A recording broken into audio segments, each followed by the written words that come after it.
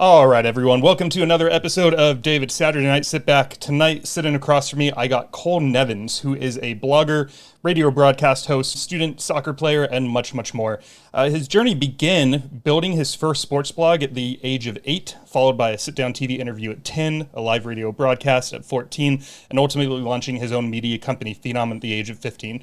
He's currently attending the Texas McCombs School of Business. His company, Phenom, partners with organizations such as the Cross Clubs. Cole, I'm really excited to have you here. Welcome to your episode of David's Saturday Night Sit Back. It's a pleasure, my man. Good to be back on the mic. I mean, I haven't heard myself through the headphones in quite some time. You know, I was talking to you before. I did 4 years worth of live radio in high school. Shout out WKWZ 88.5 back home on Long Island.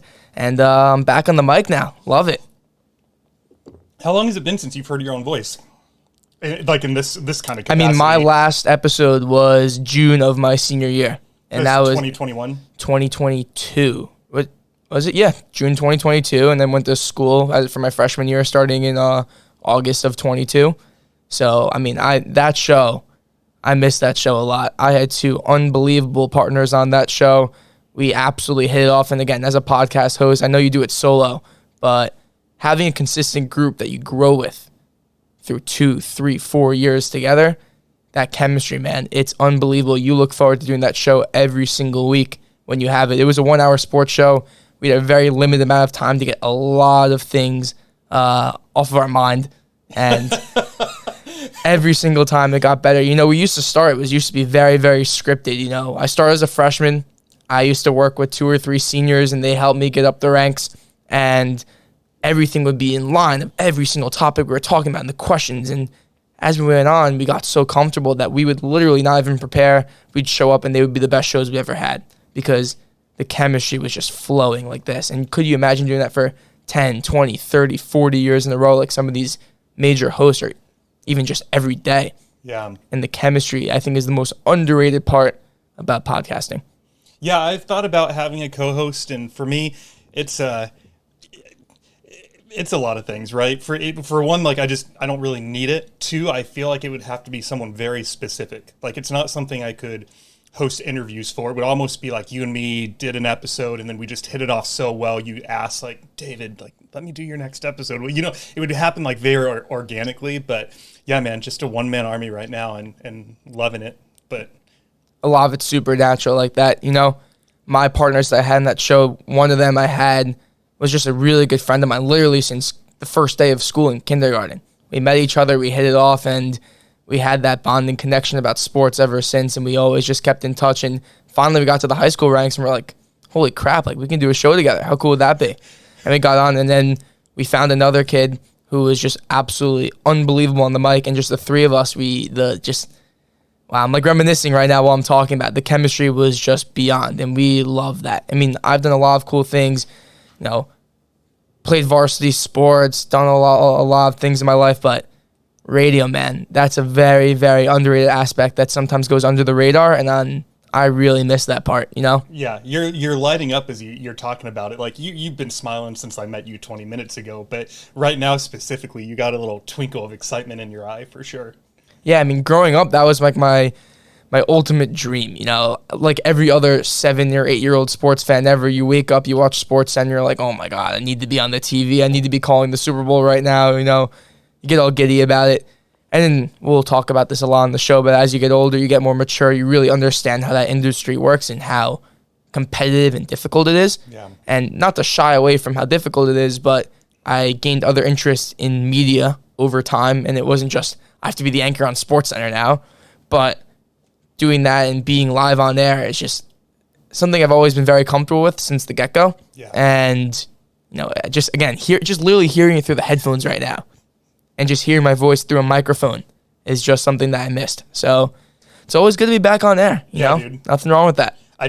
One of my goals is to do a live show one day, and I think it would be cool to actually be at a venue, and whether the venue is 50 people or 500, like that part doesn't really matter too much, but then also have it be something where it's like, all right, at 7 p.m. Central Time on November 1st, DSNSB is doing their first live episode with Cole Nevins. Tune in on YouTube Live or, whatever the medium is. And I don't think I'd be nervous about it. Part of which is because by that time that happens, I'll have like 50, 60, 70 episodes down. But for me, it wouldn't change anything. Like if there's 20 people sitting in the room right now, I wouldn't be any more or less nervous talking to you. So I feel like we both sort of stumbled into our callings. You just did it at 8 years old. It took me until I was 35 to get there, but I'm here. It's just the way some things work. I mean, all across Long Island in New York, there was only 1 or 2 radio stations built, and my high school just did a spectacular job with giving us the chance to be a part of it. It's been around for like 50 years now, but they built a whole station in the school, got a lot of students to be involved in radio. We were calling live games. We were doing sports shows. We were learning how to use equipment, which was, I think, the most underrated aspect is really knowing the engineering behind it. Yeah. They made it a huge priority to make sure that we knew how everything functioned. Because, again, you can be a spectacular host, but if you don't know how to function it, that's more than half the battle. Right. There's great hosts that are put to waste by not having good equipment, not knowing how to use the board, not knowing how audio works.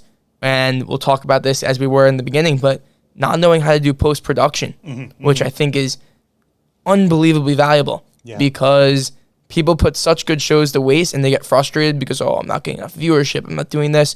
And not only is it patience, but it's understanding how to do it, or even outsourcing if you really aren't an expert about it. You grew up in Soyset?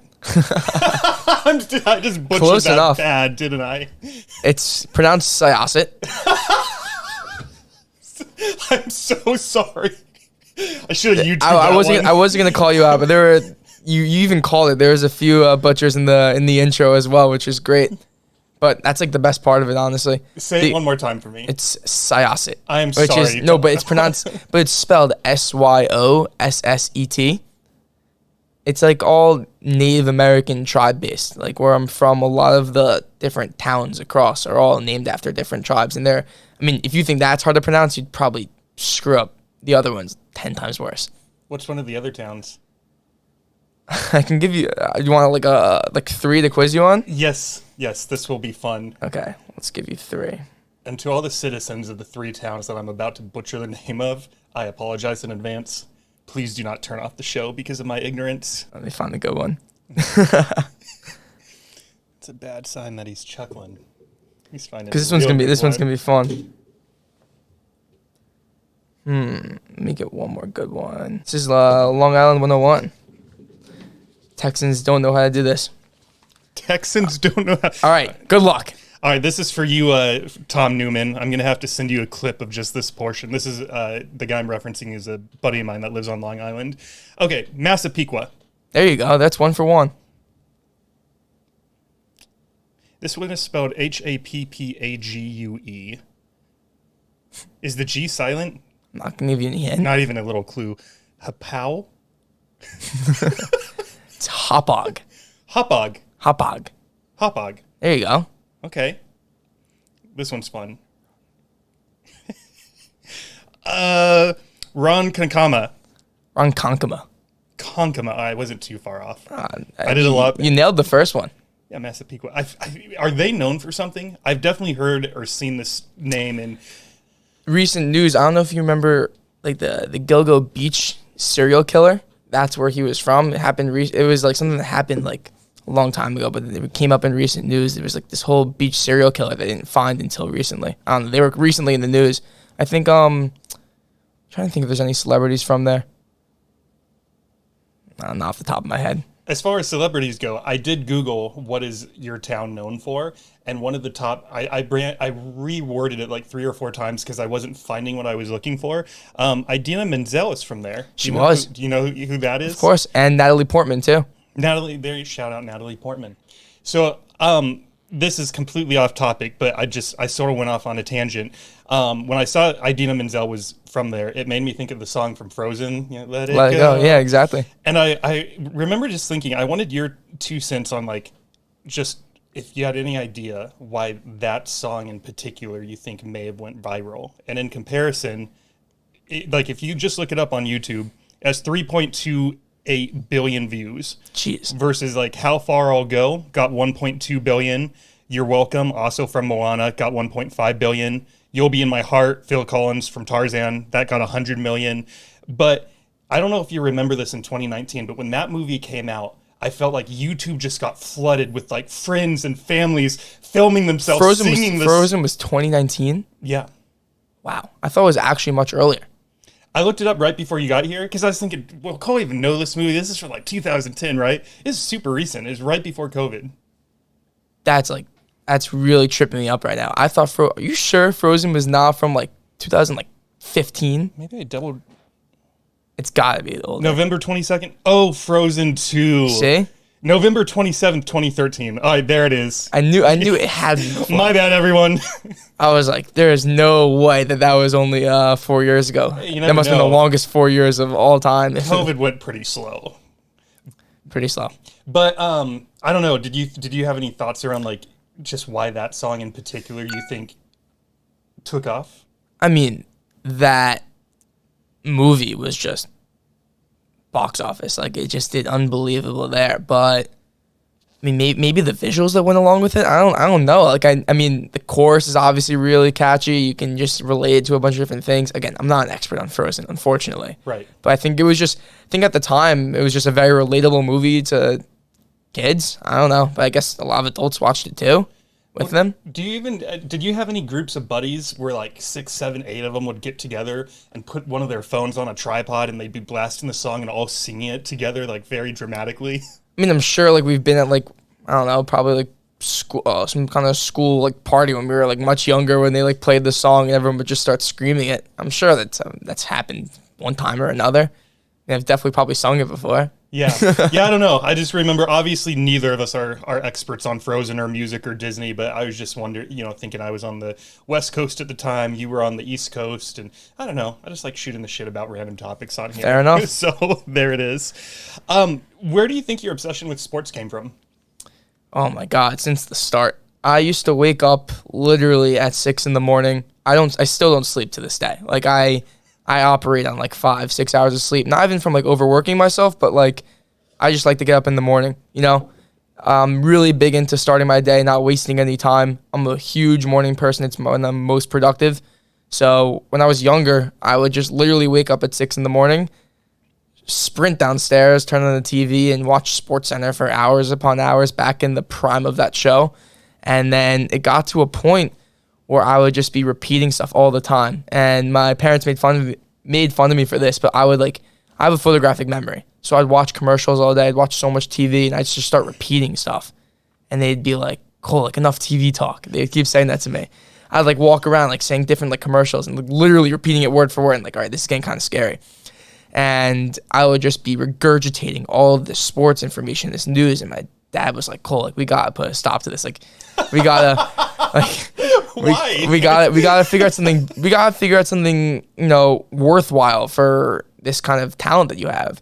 So he's like, all right, we're gonna make you a sports blog. If you don't mind me segmenting into the kind of start of my media career with this story, if that's okay with you. Oh, that's definitely one of my questions. So yeah, let's go for it. So I remember he sat down on the couch one day. There I was, 8 years old. So we had the 10th anniversary of everything starting up last summer. And we literally went on WordPress.com, made a website, colonsports.com, and there it was born.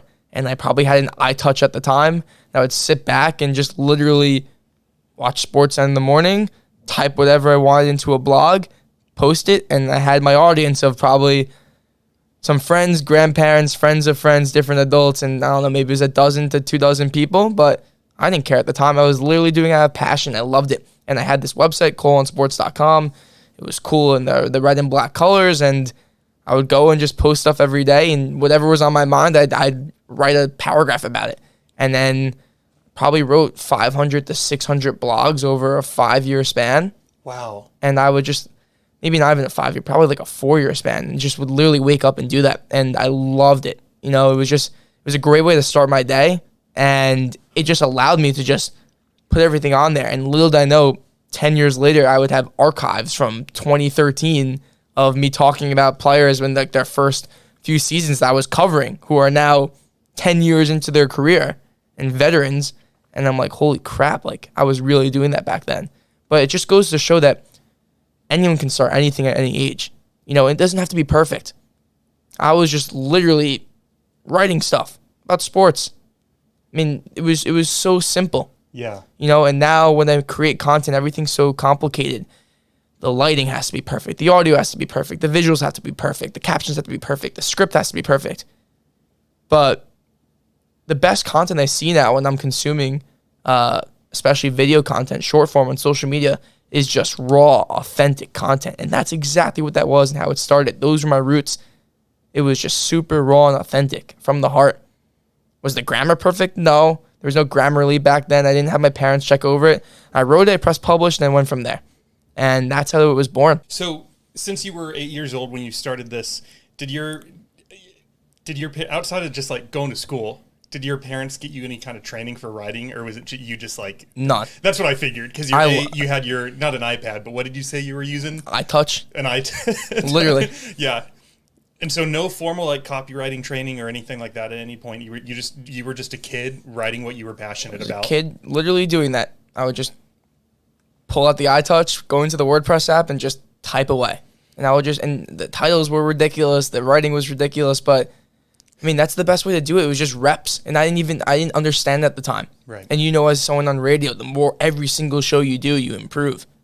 And I'm sure blindly, every single article I was writing, I was getting better to the point where I absolutely love writing now. And it's just one of my skills that I really have in my back pocket all the time and has carried me through a lot of the things that I do. And the other thing that happened indirectly was I built a brand for myself. You know, I'd walk around and people still call me Cole on Sports to this day, who really haven't followed what I've been doing with my career enough, and that's completely on me. I need to be better from a PR perspective of what I'm doing, and there's a lot of pivoting going on when it comes to running a business. But I ran Cole on Sports for so long to the point where so many people were just like, Cole on Sports. And that's how I kind of grew a bit of a name for myself through that. And people still know me as the kid blogger 10 years later.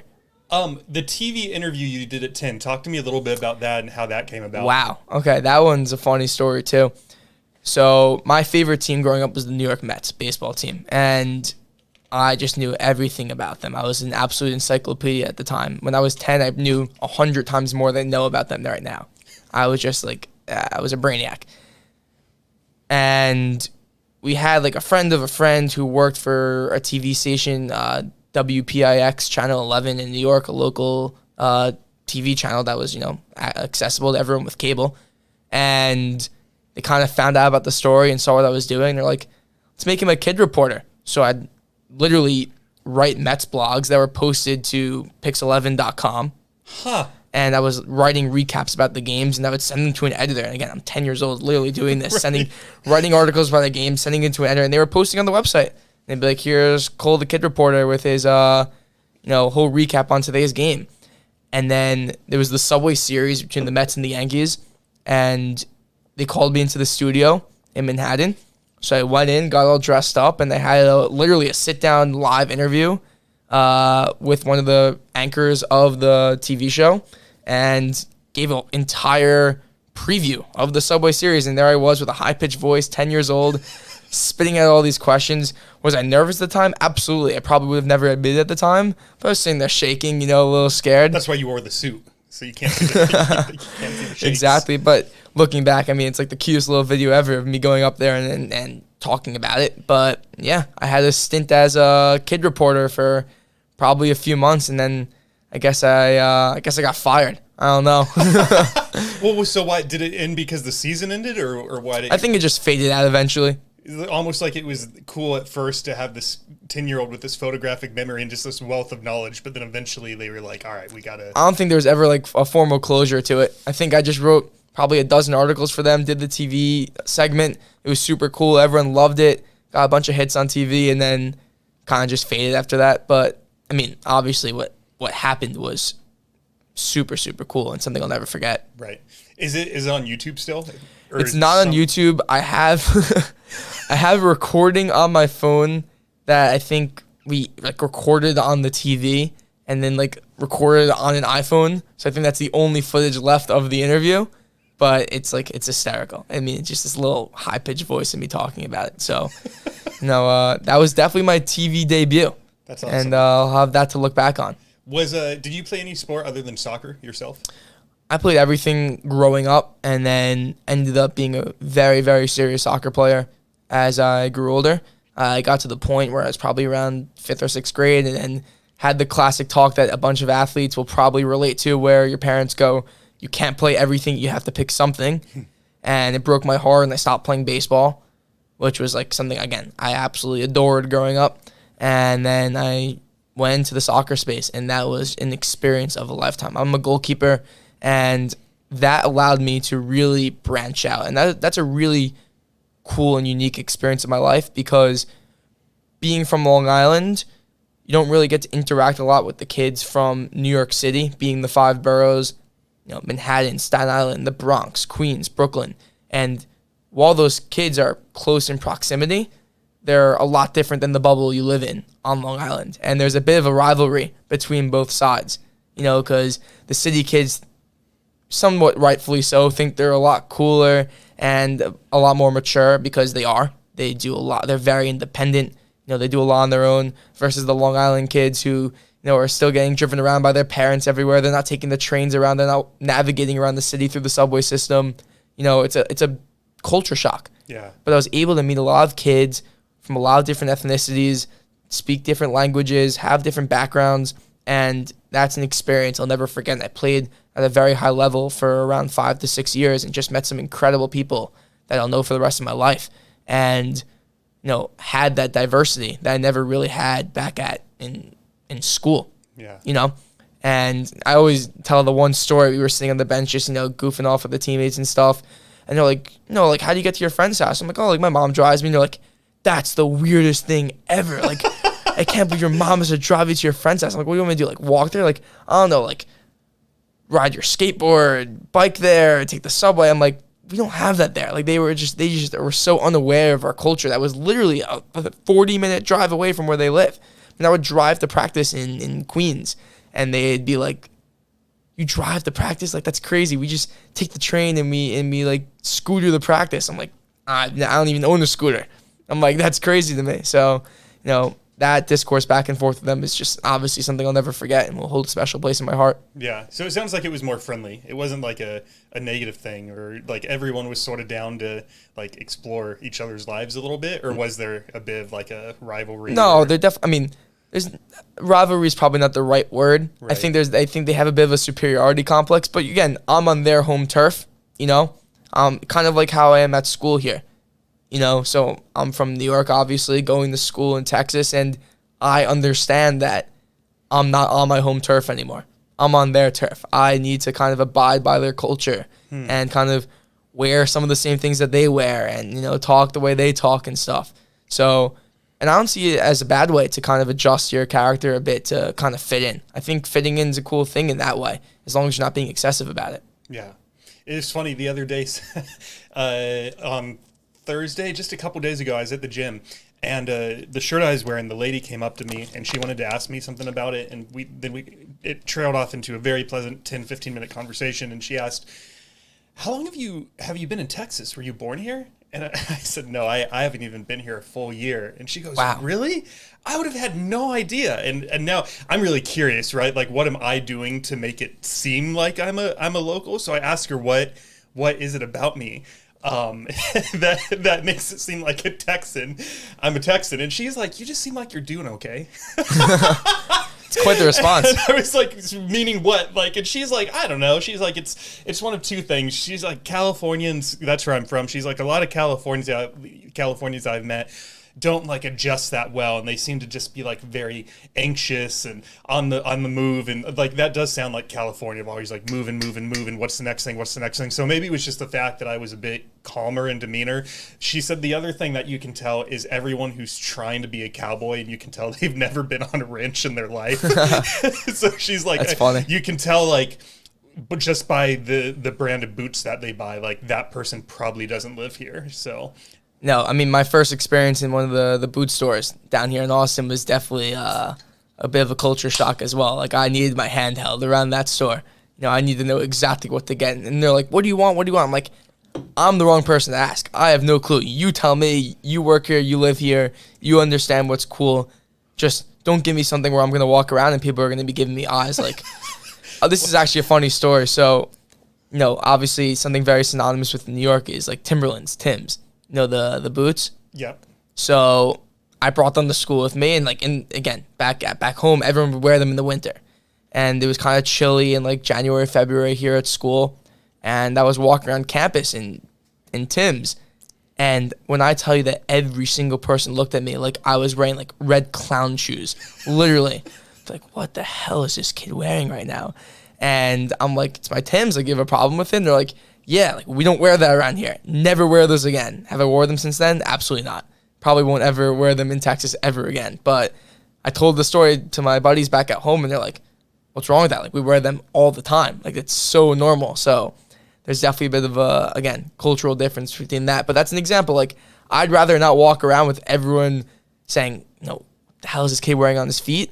And I'd rather save myself from that and not try to, like, stand out and everything in that way. There's things to stand out for. There's other things that you should probably shy away from. That's my mentality on that. Hey, if you come back for round 2 on this show, will you wear your Tims? I don't think they're in Austin right now. Oh, you shipped them back to New York? Oh, they're back home. You didn't even keep them here? I was trying to give you an excuse to wear them like once a year, but never mind. If they're back home, we'll just leave them in New York. The Tims will be back at home. Okay, that's funny. When do you recall when the blogging stopped? It's a good question. I'd say around the start of high school, it started to fade out a little bit. I started to get more into other types of content, which was when my graphic design passion started to come to fruition. I started making more posts on like Instagram. I was, again, like every other kid that would go and make graphics about stuff that I thought were really cool and then write these long captions about it that I thought everyone was actually reading. Meanwhile, they're probably just swiping through the whole thing like always. And then I got to a point where my entrepreneurial side really started to kick in. And I was like, you know what? Like, I think I really need to have more than one person producing content. It shouldn't just be me. And I want to be at the forefront of it. And that's when Phenom was born. Before we get into Phenom, did you have parents, someone on TV, a family member, a friend? Were there any like entrepreneurs in your life where you could see like, oh, that person started a business, and it's sort of like, so no one directly or indirectly? My dad is very entrepreneurially driven. He's not an entrepreneur himself, but he's always been the driving force to push me to go and do my own thing and, be able to be my own boss and start something on my own. And I owe him all the credit on that. And he really wanted to see it work out for myself. And we'll get into this as well. But my younger brother, who is a junior in high school right now, is also my co-founder of Phenom. And we're super, super tight and we work together on everything. So the two of us together, plus him as we call him, our advisor, but he's really the driving force behind a lot of the stuff that we do. We're the content experts, but he really motivates us to get going with everything. So we're kind of a three-headed monster. You said your brother's 17 right now? He's a junior in high school, so he's 16. He's 3 years younger than me. Yeah. What's his name? Miles. Shout out Miles. What was it like growing up? Were you two pretty simpatico, or? Yeah, no, we got along super, super well. There was never, ever a sibling rivalry between us. And, we spend so much time together every single day, even despite the distance of him being back at home and me at school now. We're always talking about, different things with business and how to scale, how to expand, how to improve, just the daily grind of running a business all together. I mean, the chat between my dad, my brother, and myself is literally called Phenom.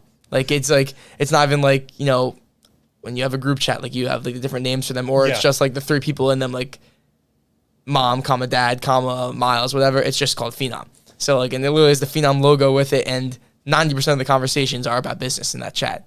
That's so cool. It's super cool to have that, our group chat is literally just the three of us, and it's super cool. You guys in there every day? Oh my God, it's every constant, constant conversation. Because again, there's always different problems that arise every day that you'll never expect, and that's the coolest part. And that's the number one best part about running this business is experiencing all the failures day after day and all the problems day after day, and learning how to solve them. And so many things that we've learned in the past that we keep applying, and it's just we don't even realize that we're doing it subconsciously because we've gotten so accustomed to it over time. But again, you will run into a different problem every single day doing this, and that's completely natural. And that's the only way to learn. You can't take an entrepreneurship 101 class and learn the struggles and the hardships and the successes and the high points of being an entrepreneur. You gotta just dig in and do it. Yeah. Would you? It sounds like your family was a pretty cohesive unit. Would you say that there is anything that your parents did that just helped foster just a really great atmosphere as y'all were growing up? It's a great question. I think the four of us get along extremely well. My parents are super, super organized and neat. Everything is like almost army-like. It's in line. We're on time to everything. We were always notorious for just being early and on time for everything we went to.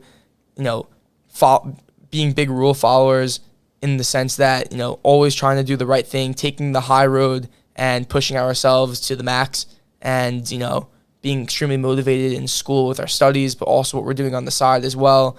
And not seeing as overworking ourselves, but seeing as challenging ourselves.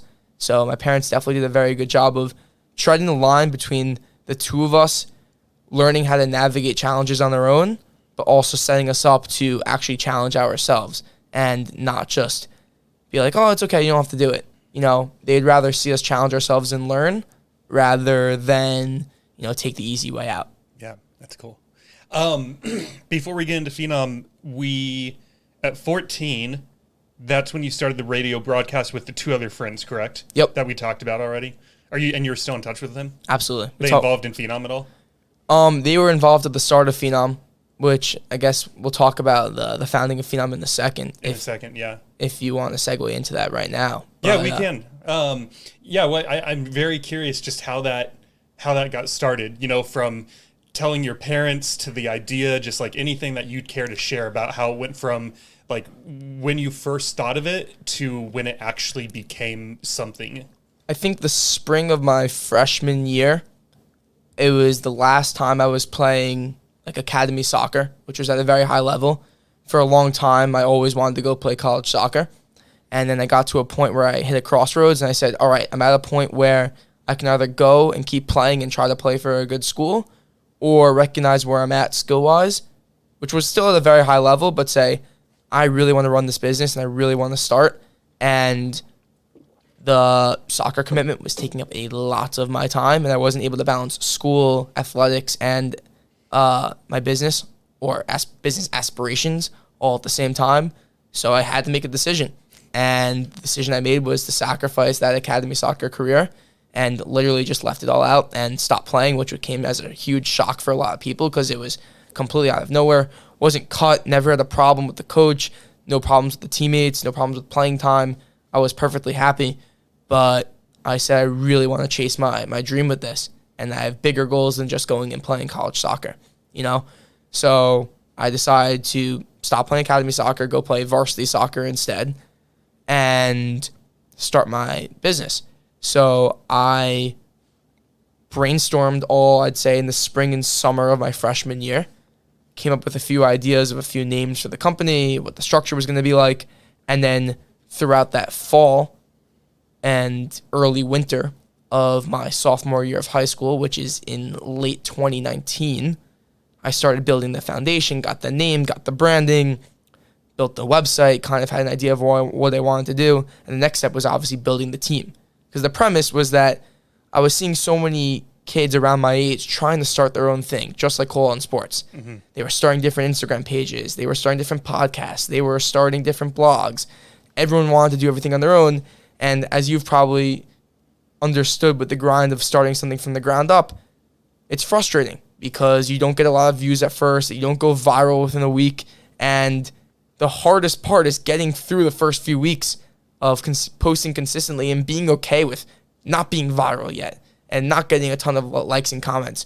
For some people, they just can't deal with that and they flame out. And it's a shame because there's talented people that just can't get over that hump. So what I decided to do was build an army of those like-minded kids and put it under the Phenom platform. And that's where the name of Phenom was born as well, because a phenom in sports or in life is just a young go-getter and someone who's really on the rise. And I think it really fit well with the sports theme and the kid theme. I really wanted a group of student contributors that were going to put a lot of effort into it and, chase their immediate dreams. And that's how it really started. So I remember I scrolled through the contacts on my phone, literally, and picked out like 24 of my friends that I thought were capable of writing articles or knew enough about sports. And some kids who, looking back, I can't even believe that they actually agreed to do it. Like some kids who are so far detached from sports now, but for some reason they wanted to be a part of it at first. So I had this team of like 24 kids that I knew, whether I was really close friends with them, kind of knew them from school, and just knew that they knew a lot about sports. Put them together, sent out a memo, which again, I was doing this all in like... How old were you again? I was a sophomore in high school. I wrote like a 3-page memo, sent it out, emailed them in the morning, collected emails, made a spreadsheet. It was, looking back, I can't believe I did all that. But I remember I sent it out like probably like a Tuesday night. I was up until like 2 or 3 in the morning. I pressed send, went to sleep, woke up in the morning, told everyone to check their email. I mean, I can't believe I was doing that. And it was born. So I think December like 1st or 2nd was like the first day of like articles really going out. And I literally made a step-by-step tutorial of how to upload a blog with the featured image and to upload as a draft and to let me edit it and the format and the title and everything that was included. And I was, I guess, the chief editor as well. So it was just a continuation of my original website, but with a new branding and team of, let's just call it 24 people. And everyone started to write. We're getting a ton of articles through December and January and February. It was super cool. We're putting out some, at the time, okay content now on Instagram, and I was content with it. We were promoting articles, and then the middle of March hit of 2020, which was COVID, and sports completely stopped. There was nothing left on TV, nothing left going on. It could have been an absolute nightmare. So I had one of those watershed moments where I kind of looked at the wall and the ceiling, and I said, all right, how are we going to approach this? I thought about it, and I said, we're going to spin this into a positive because that's the only thing that we can do right now. Mm-hmm. And I said, I have 24 kids who will have probably nothing to do for a long time, and we're going to make the most of it. And this is probably a week into COVID where we're like, okay, this is serious now. Like, we're probably going to be in here for a while. And these kids just rallied around the idea, and it took off. And one after one, different kids started to join the team. And one after one, more articles started to come in. And a team of 24 turned into 40, turned into 60, turned into 80. And by the middle of May, there were 150 to 160 students writing articles for Phenom. And how did you pivot? What were the articles about? Because sports completely shut down for how long? Do you remember? From March until probably June. So what were you guys writing about? I told them to get creative and get gritty. I was like, you guys got to dig deep and find some really cool stuff to talk about. Sports history, a lot of rankings, a lot of, sports storytelling, funniest stories in sports, scariest stories in sports, top 10 this, top 10 that, a lot of top 10 lists. Sure. We were doing a lot, again, there was not a lot to talk about. There was no new news coming out. And we just had to get creative. And I challenged these kids to do it. And again, if they weren't playing Xbox or watching TV or sleeping through their Zoom class, they really weren't doing anything. Right. And for some kids, it was a perfect opportunity to get kickstarted. And then those friends that I started with were the first ones to filter out. And it was a lesson that I learned that friends are sometimes, or most of the time, the worst people to work for you. Because it came to a point where I'm not doing that, Cole. Come on, man. I was like, okay, fine. But we had all these other motivated kids from around the country who kept joining the team, and I spent no money on advertising or recruiting. Kids would come to me and say, hey, I want to be a part of this. I say, great. Here's the login. Here's the memo. Sign up. Get going. And I ended up promoting editors. We were getting so many articles a day that it was overwhelming. And then that's when I really started to be the manager that I always wanted to be. It went from the one-man show of me just article would come in. I'd edit it. I'd post it. I'd promote it. Done. And then I had to promote 5 editors and then 10 editors. And then we had all these articles going out. And I said, all right, how can we take this a step further? And that's when we started doing video content. Before we get into video content, who are these editors? other students from around the country, literally. And I can probably say that I've met maybe one or two of the kids that have worked for me that weren't kids that I knew prior. And I still haven't met these kids in person. But the connection that I have with them virtually is just unbelievable. And they've become really cool contacts of mine over the years. So if you had a student, if I reached out to you, David reached out to you on Instagram or whatever, and I said, hey, it's and we're still in this March to June of 2020 timeframe, and I said, hey, I see what you guys are doing, I absolutely love it, I want to be a part of it. Would you jump on a Zoom call to sort of introduce each other, or what would that vetting process look like once I contact you? That was another lesson I learned, which was quantity against quality. So at first I was like, let's get as many people on board, Right. as long you as were they excited. I was like, as long as they can like have any sense of writing ability, let's get them on board. So I was just finding all these kids. They were coming to me. I'm like, great, get on board, start writing. And then more articles were coming in. I'm like, wow, like this is some of these are really crappy. This is really bad. So then I had to make the tough decision to go fire some kids, literally. So I had this giant team of 120, 150 kids. And I'm like, you know what? Some kids are going to have to get cut. So I went through, I found which kids I thought were worth keeping, and the rest of them I sent the text, hey, appreciate what you've done, but unfortunately you can't write for Phenom anymore. So again, had to make those decisions earlier on. And these kids ranged from, I'd say, middle schoolers all the way to college kids. Wow. And I was a sophomore in high school running this whole show. And I was telling these kids, I didn't care how old they were, because I started running, I was 8 years old. So who are you to judge whether who am I to judge or... if you're 9, 10, 11 years old, right, but you know how to write and you understand stuff about sports, And I knew some kids were going to get better over time, but some kids, just the effort they were putting out was really pathetic. And I said, all right, get off. Yeah. And I started to shift from quantity to quality. It's great if you have 200 kids writing for you, but if the quality stinks, that's not worth my time. And I was able to have better quality control over what was going out with a bit of a smaller team. So time went on, the team diminished as I started to cut more people, and some people flamed out. And that period allowed me to basically find the core team of Phenom. Did you have any regrets about letting people go over text, or was it fine? No, No. because I've never met them before. That's a good point. So it really didn't matter. I didn't have much of a connection with them yet. But then, let's just call it, we get to the summer of 2020. And I wanted to start shifting into video content a bit. TikTok was starting to really take off.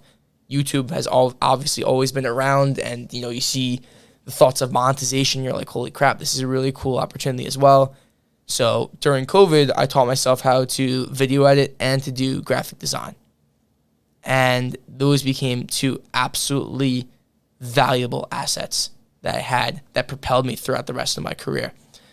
Or career, as in the last, however many years. Right. And the ability to do that at a high level really boosts your content. And it's no different than having better microphones and a better board to run this show. Mm-hmm. The way things are presented is sometimes more important than the actual substance of what's on the content. Were you, last question before we move past mid-2020, so was the company making money? Like, were you getting paid? Zero. This was all just an idea and building experience and... I was learning how to be a CEO. Yeah. That was it, or maybe not a CEO, but a manager, I was learning how to manage people. I was learning how to manage content. I was learning how to create content. I was learning how to deal with problems and lack of effort and high effort and promoting people, but also demoting people and making tough decisions. I mean, these are all things I didn't expect to do when I was just had this original idea. But I kind of walked into it, and as kind of a natural born leader, I had to kind of, take it by the horns and, take charge. And those experiences of running a team are just things that I will always carry with me no matter what, and really inspired me to, lead a team in the future and say, I can run a company of 100 people, 200 people, 300 people, 1,000 people, because I'm capable of doing it. Did you lean pretty heavily on the editors at the time? Yeah, So- they worked hard, but everyone was under the same understanding that we were all doing this out of passion, motivation, and everything was for free.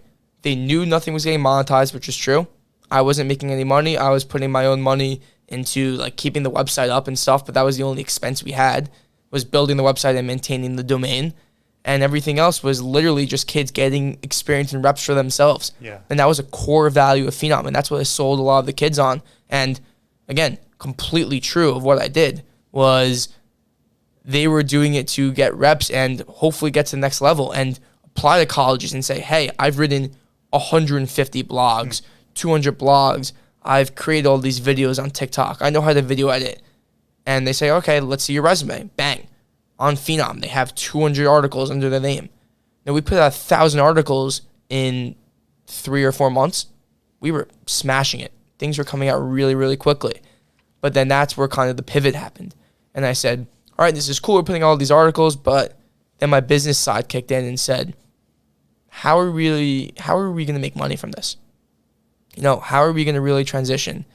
And that's when I started to go into video content. And I started pumping out some TikTok videos and YouTube videos. But then I learned, can you really convert writers into content creators and video editors? And at first I thought it would be super easy. I made a tutorial, I gave it to them, I said, all right, go at it. And it was kind of a disaster at first because I was getting some of the videos back and I was like, holy crap, like, you know, these are really bad. Like, I can't do this. I'm going to have to edit all these videos on my own, you know, and some of these kids were like, I just want to write, man. You know? That's all they wanted to do. They were talented writers, but they didn't know how to make a video. They didn't know how to talk in front of the mic. They didn't want to get in front of the camera, and that's okay. I realized that's actually fine. You can't just mold all of these kids into video editors and graphic designers. It just doesn't work that way. So that was another huge lesson that I learned was you can't just force someone to do something they're not good at. You know, people have their talents and their skills, and you have to really prioritize what they're good at rather than mold them into something else and draw them away. And some of them were losing passion for what they were doing because they're like, I don't enjoy this, Cole. You know? So what the early stage, the videos that you guys were posting on TikTok and YouTube, what kind of content was it? A lot of sports storytelling. So again, talking about things that have happened in history, breakdowns, reports on breaking news, opinionated content. It was a huge array of sports content. There was really no singular niche that we had. Does that make sense? Yeah, totally. Are the writers still around, or did that part of the business sort of fizzle out? Well, all right. Then, I mean, I guess there's a few more layers to it when we get to that. So that was, let's call it late 2020. They're still writing. And that team continued for a few years of just creating some video content, and the articles started to fizzle out, and it just became more video content. The team kind of went to more of like a 20 to 30 man team, 20, 30, 40 guys. We had a group chat, and that's when the camaraderie started to really take off, which is a huge part of this before I get into the next phase of Phenom, is just the part that happened behind the scenes, which I think is just one of the most incredible experiences of my life, was getting to know these kids on a personal level and them getting to know each other on a personal level. And some of these kids became best friends through Phenom, went to college together, roomed together, met up across the country with each other because they love what they do and they found this common interest, and they became friends virtually through COVID, through something I created, and built these incredible bonds. And these kids talk all the time to this day, which was just unbelievable to see before my eyes, you know? And I've created good friends through that as well, and contacts I've kept in touch with since. So the camaraderie between the Phenom team and kind of like the family aspect that I built and the workplace culture, quote unquote, was beyond, absolutely beyond. And did they just start doing that on their own? It was natural. Yeah. I made like a Discord channel, and they were just talking in it, and they would talk all day about sports, about life, about different things, and they just became really good friends to the point where I'm like, you guys gotta stop chatting. And I felt like a teacher. I was like, you guys gotta stop chatting and start working. You know, they would spend more time talking with each other. But the reality was, how cool was that? I was able to introduce so many like-minded kids to each other that can work together and build off each other and have lifelong relationships with each other through Phenom. I had a buddy text me the other day. He's like, dude, I just met this kid from Phenom. I've never met him before after all these years, but I saw him walking around campus in Indiana. I was like, that's incredible. That's so cool. And I hope in the future I can meet some of those kids down the road. And one day I'll probably be able to. I'll make the effort to. It's an interesting thing. I've been thinking about how to get all the guests on the show connected, because all of us are Austin based. I think only one has flown in from another state so far, but everyone's Austin locals for the most part. And I've been thinking about like one day getting everyone together for a dinner or some sort of mix, or I don't know, but that's a crazy story. Like that's just incredible, man. Like, what was going through your head when you were getting stories like that? Was your mind just must have been absolutely blown? Again, it was nothing I ever intended to do. Right. I never started this to make friends, to make and connect people, right. And also to learn how to run the whole managerial side of it. I was just like, all right, let's put these kids together and get some content out and build like a content house and an umbrella. That was just the original goal. But what came out of it was spectacular. And it was all these kids coming together under Phenom and becoming best friends through it. And when I tell you they talked all day. And just, it was incredible to see unfold every single day. So that was probably the coolest thing to come out of Phenom, was just the whole community aspect between all the contributors. And that actually motivated them to stick through all the years. And there were ups and downs within the content house. Again, this was originally called Phenom Media. It was phenommedia.net. All the social media channels were Phenom Media. And they stuck together for a few years. And then let's call it spring of 2021. We had like a varsity lacrosse team at our high school, and they started putting out some content. I'm like, oh, this sucks. Like, I gotta fix this for my buddy. Because again, I have this graphic design background. So I started making a few graphics for them. And I'm like, you know what? I'll just do this for the whole season. Just someone pay me like $100 and I'll do it. And they're like, fine, we'll do that. And for the whole season, I created content for this team. And I'm like, you know what? This is actually really cool. And people really liked it and kind of gravitated around it. So then come the next season, I did a few more teams. And then a whole new segment of Phenom was born. And that was working with varsity athletics to create content as well through graphic design. And now we have two parts of Phenom. There is the Phenom media side, which was the content creation, and what was called Phenom agency, which was creating content for those teams and doing content and social media management for them. Your graphic design background, as you said, all self-taught? Self-taught. That's awesome. Completely. And that was starting in summer of 2020? Summer or spring of 2020. My brother and I literally went from editing stuff on our phones with our fingertips to working on Photoshop. And we just bounced ideas off of each other and bounced skills off of each other. And to this day, we still work together on every single project we do and check it over with each other to make sure it looks good. And that's how my graphic design skills literally just built week by week or even day by day with my brother. And I, owe him a lot of the credit for, challenging each other to get better as designers every single day. Yeah. Your junior year of high school, so you're learning video editing, graphic editing, the business is morphing into something completely different. Mm-hmm. Were you thinking about school that much? I was thinking about there were a lot of late nights, a lot of 2 a.m.s of just balancing schoolwork. But the problem was I'm such a procrastinator, and I would be doing my schoolwork, and I'm like, oh, I have to take care of something with Phenom right now. And I'd start doing that, and that would take an hour, 2 hours, 3 hours, whatever. And then before you know it, it's midnight and I haven't done any of my schoolwork. I'm like, oh, crap. And I did really well in school, but learning to balance both of them really prepared me for college as well, because now you have a social aspect and you have the business side and you have the academic side of things. Mm-hmm. And the time management skills that I was able to gain from doing all that and playing sports as well in high school. There was a lot on my plate, but I was able to balance all of that. So what did 2021 look like? When did you picked up, so you did the one team, you said spring of 21, so would it have been like fall of 21 that you picked up multiple teams? Fall of 21, we picked up more teams, and maybe did like 3 or 4 teams that season, and then we started to do like these media day photo shoots. So we found, or I knew of a photographer in my school who is my age, and he does a really, really good job with what he does. And he was doing stuff on the side in terms of photography and videography, and I was doing all the content side. And I was like, this is so dumb. Why don't we just work together? Because teams were like hiring both of us separately. I was like, let's combine and let's knock this out of the park together. So then we basically built this package for all the teams where they would get a media day photo shoot. So everyone would get pictures of all the players. We'd cut out all the players. We'd lay out all the graphics that the team were going to get throughout the season, the pricing model, and then we'd execute that throughout the season. And my brother and I would work on the graphics, and then our photographer would take the pictures and the videos throughout the season. So then we had this whole team going now. And then teams began to get FOMO. So one team had it, one team wanted it, another team got it.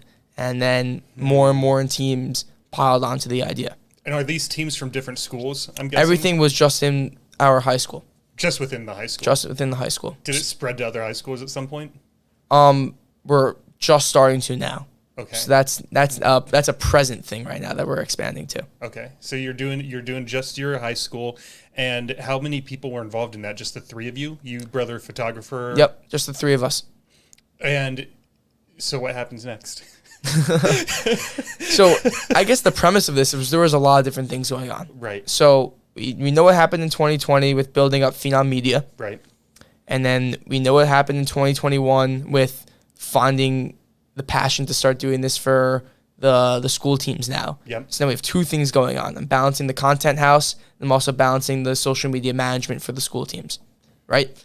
And then at the same time, I'm also playing a sport on the team while running the social media for them. So I'm balancing a lot of different things at once. And my passion for running the social media management for these teams really started to rise because I saw the business potential in it. I was getting fixed income from it in terms of, signing a deal with these teams to create content for them. And whereas with content creation, with Phenom Media, every single post was variable in terms of how much it would make through monetization. So I saw one as a more sustainable model than the other, which is why I started to really run more with the agency side of things. And what was just team management went to college commitment graphics, and I was starting to make highlight tapes for different kids. And I was starting to find different needs within the industry to fill in rather than reinvent something. Does that make sense? Mm-hmm. So that was always my thing. Find a deficiency and fix it rather than sit there brainstorming for weeks like, what should I come up with? What should I create? Find something someone needs help with and fix it. And that's my number one entrepreneurial mindset, is that you should be fixing problems and not creating solutions to different things. And is one of the problems that you're solving is for scouting purposes for the kids who are trying to go pro? More collegiately. So with the highlight tapes that we do for these kids, they have all this film from their teams that's taken throughout the season. But again, these kids don't know how to make videos. They don't know how to use video editing. And if they try, it ends up being a disaster every time. So I said, stop trying to do that. Send the footage to me. I'll help you collect all the footage together. I'll tell you exactly what order it needs to be in. I'll do the music. I'll do the editing. I'll do everything that comes along with it. I'll take care of all the logistics. Just trust me to do it. And I had this whole group of former teammates that were starting to go to college and different people I knew. I utilized my past soccer network and was able to get a lot of clientele through that. And to this day, I'm still making videos for all these college recruits that need to send them to the coaches who can't watch their games from across the country. So it's a huge asset that goes underutilized because these kids just put out crappy videos when they can actually make a really nice product that's easy to watch for a scout. Does that make sense? That makes sense. Yeah. So we're now in 2022-ish, right? Yeah, let's call it 2022. So I did a full season working with all these different teams, boys teams, girls teams, all within the school. So now we've built this whole network of teams using Phenom for their media packages. And at the same time, what we're doing with Phenom Media is starting to diminish a little bit because I've become so busy with the other side of it. And that became a bit of a crossroads for me. Like, how am I able to balance both things at once? What's something I want to focus on more? And that was a big business thing because different ideas pop up and you have to decide, just because you love doing something out of passion, is it sustainable from a business perspective? Yeah. Before we move any further, I don't want to forget to bring up the fact that you had a couple of podcasts going around this time, right? Yeah. With Phenom Media, a lot of the kids were interested in podcasting. So for, let's call it 3 or 4 months, we actually did make a podcast network on top of everything else. And I created all these different channels, one for each sport. And I had I actually paired different contributors for Phenom Media on shows together. So I actually like kind of figured out who would really vibe well together and made like an A team, a B team, a C team, a D team of who I thought was, most knowledgeable at everything. And I paired them up together, and they were actually recording their own shows and publishing them themselves to these different Phenom channels. So I had all these 7 podcasts going at once, and I was kind of sitting back while everyone else was putting out the shows and the content, and I was kind of managing how everything was getting released. So that was the kind of the Phenom podcast network that lasted for around 3 or 4 months. But then the post-production content was lacking, the consistency was lacking with, them being on schedule and putting out the content, and kids were getting frustrated with like the lack of viewership that they were getting and whatever, and that's when that started to dwindle down as well. But again, really cool experience of building up a podcast network and teaching kids how to kind of manage things on their own and record and publish. But again, that's what the professionals are for in a lot of these podcast network that are there to do the production side of things. And it goes back to that first point. Should the talent actually know how to do all the engineering side of it? Right. How important of a skill is that? Should they just be focusing on what they're good at, or should they be learning how to do both sides of it? And there's an argument for both. So that was never a main part of the... No, it was something to do for fun, and it was then definitely after a blip. 4 months, just... It was definitely a blip. Yeah. I thought it was super cool at first. It definitely was a very cool concept to have It's a very cool concept. 7 different shows, each one of a different sport, different Yes. hosts coming on every day. But I realized it really wasn't anything super sustainable, and it wasn't really leading to much, and it was taking up a lot of my time from a managerial perspective, and every single second counted with how busy I was. Right. So I kind of cut the cord on that. I said, hey, guys, great job with what you were doing, but we're going to have to cut the cord on this one. Yeah, it takes a lot of work, especially since you were still in school. Were you still playing soccer? I was still playing varsity soccer. Yeah, so I mean, managing one podcast, I have a full-time job. Like just those 2 things is such a time suck. So I could imagine throwing in sports, managing people, having 2 different businesses going. Like, was there ever a moment where you got burnt out? Or maybe many moments, maybe. I think the first time I ever really felt burnt out was my freshman year when I was still playing academy soccer, and I was burnt out from that. Interesting. So that's really was my turning point, when I was just so burnt out from all the travel and the commuting and the playing, and I was traveling an hour there and back to training, plus a 2-hour training, plus schoolwork, plus writing blogs for Cole on Sports and producing content, and I was like, this is a lot. So that's why I actually stopped playing that and transitioned over. But then I never think I got burnt out from running both the companies at once, but I definitely got a bit overwhelmed at times. And since I'm a bit of a perfectionist, I always wanted to focus on one rather than the other. And I learned that there has to be a balance between both sides. And that was a big lesson I learned as well. A balance, or you have to just say, we really got to prioritize one side of this. Yeah. Okay, so moving into 2023. So wait, actually, before that, when did you graduate high school? The spring of 2022. Okay, and so did you take about a year in between high school and college, and you were just working on Phenom? No, I went straight into college. Okay, was that here in Texas? Yeah, I go to UT. Okay, cool. So that summer, what were you up to after you graduated? That summer, I just went to camp for the summer to be a counselor, and just was hanging out with my buddies and kind of like let loose a little bit, because I knew I was going to be a really big transition into college and dealing with everything with running the company and stuff. So I was able to monitor everything as it was going on. The summer, since there were no school sports going on, I didn't have a lot of work on that end. So I was able to make sure that the Phenom Media side was running well. But then I went to the school year with Phenom Media kind of going a little bit down, because kids were getting older, more kids were getting into college, kids were getting busier. And I realized I kind of hit a golden period with COVID, where these kids were able to really ramp up their work because they had nothing to do. And I slowly realized that there would never, ever be a time again where the contributors had all the time in the world to go and create content. Right. that was always a big challenge. Was these kids were always working for free, as was I, and I couldn't be like, you have to do your job. It's not like I was paying them. It's not like I was paying myself. It was always out of whenever they were free. And there used to just be enough manpower to get different things done. But I realized just because I want something to be created, like let's say a big story happens, I'm like, we need guys to get on this. So I have homework, I have school, I have a club, I have sports, I have this, I have practice. And there's nothing I can do about that. Right. You know, because you're running a company with kids. How'd you choose UT?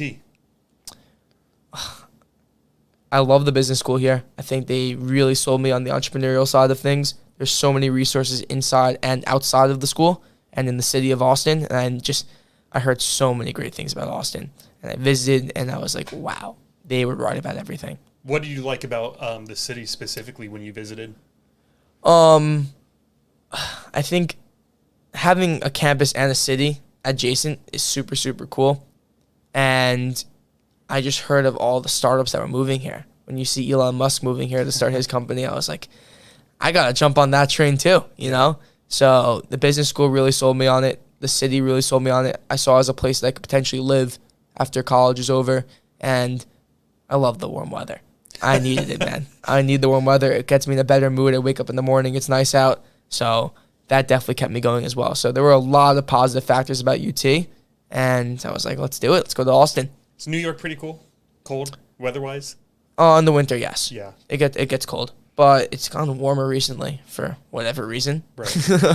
Yeah, Austin's the summer was pretty cool. Well, it was hot, but it didn't really bother me until like the last 2 or 3 weeks. It was in August. I was like, all right, if we can get winter coming, like that'd be sweet. But how'd you like this? Or did you go back home, or were you here this summer? I went back home for the summer. For the bulk of the summer? Whole summer. You missed all the 105+ degree weather, my friend. All the terrible weather. And bummer. I heard all about it from different people about how hot it was, but it was good being home, being back with family, and this summer was I guess we can transition into this one now. This summer was a pivotal moment for Phenom because it was the first time in my life besides COVID at the start when I had no other responsibilities besides running my business. I didn't get a job this summer. I didn't get an internship. I didn't work as a lifeguard or do something else. I just had a blank slate of time, and I said, all right, let's see how being an entrepreneur really is. Because now I'm really generating revenue through the agency side of things. Phenom Media was on hold for the entire school year because I was so busy, and I brought it back for the summer. So after everything that's happened of trying both sides out, experimenting different things, I get to May of 2023, and both sides are running again. There's Phenom Media, there's a team of 20 kids producing content again, and there's Phenom Agency, where I'm preparing for the school year with these teams, and I also started working with one of the club lacrosse teams, which was something I always wanted to do, and I was doing highlight tapes, and I was doing commitment graphics, and I was doing different consulting gigs with different companies about content, and I was really learning about how can I wake up in the morning, start my day with working out, eat well, and be productive throughout a whole day without losing focus and getting shit done every single day. And it was tough. It was absolutely tough because I work very well under pressure. When I have time constraints and I actually need to get stuff done quickly and in a rush, I'm super productive. You give me a full day to get things done, I think other people can probably relate.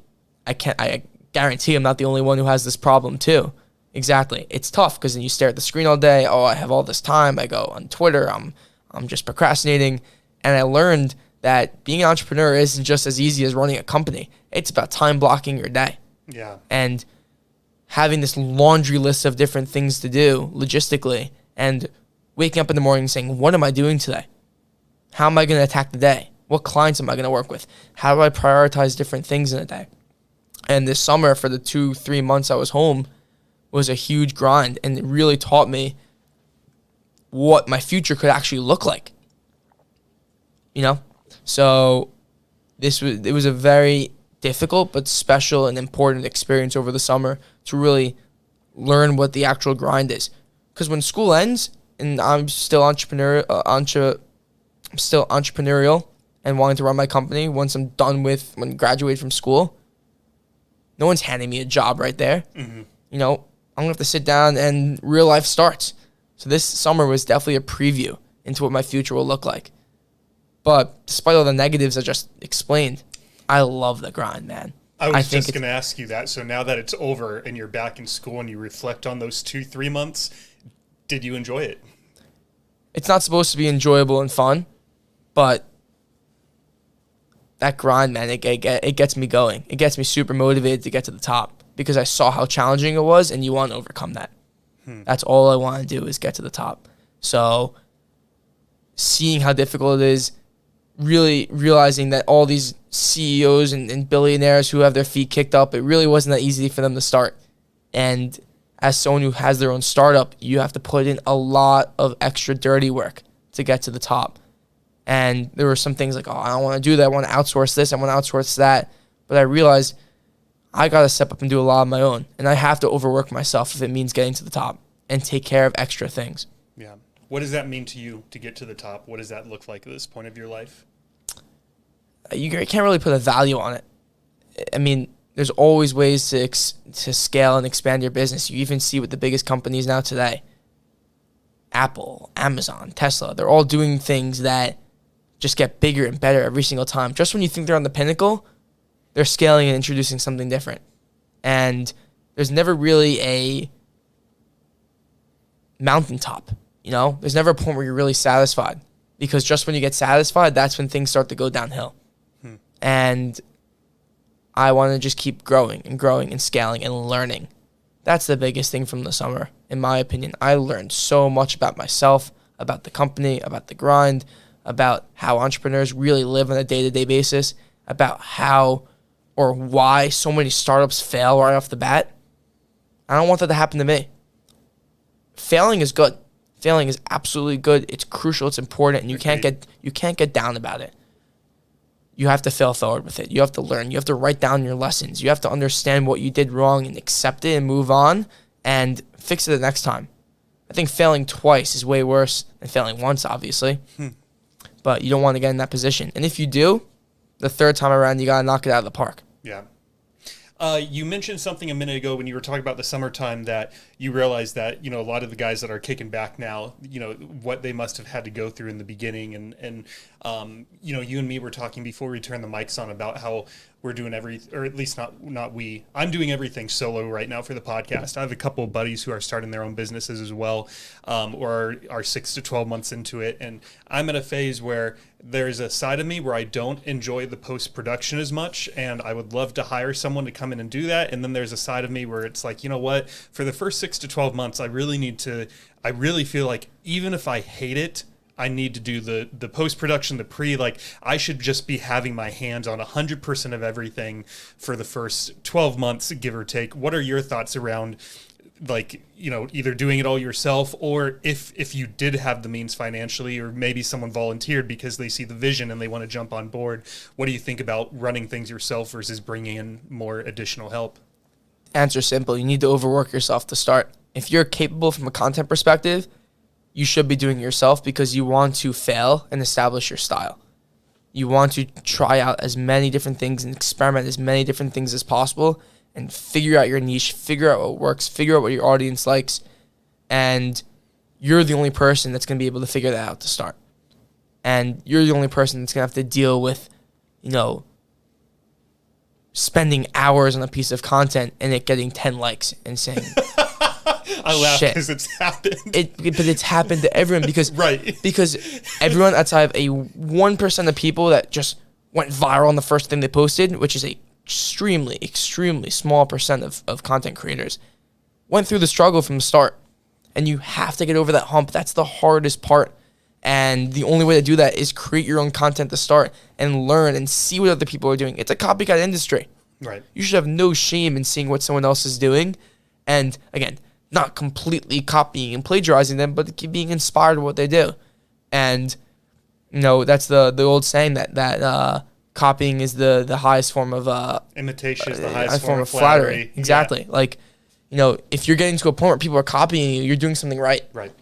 And you should see it as a positive rather than a negative in trying to go after someone. That means you're ahead of them. It means you're ahead of the game. It motivates you to keep going forward.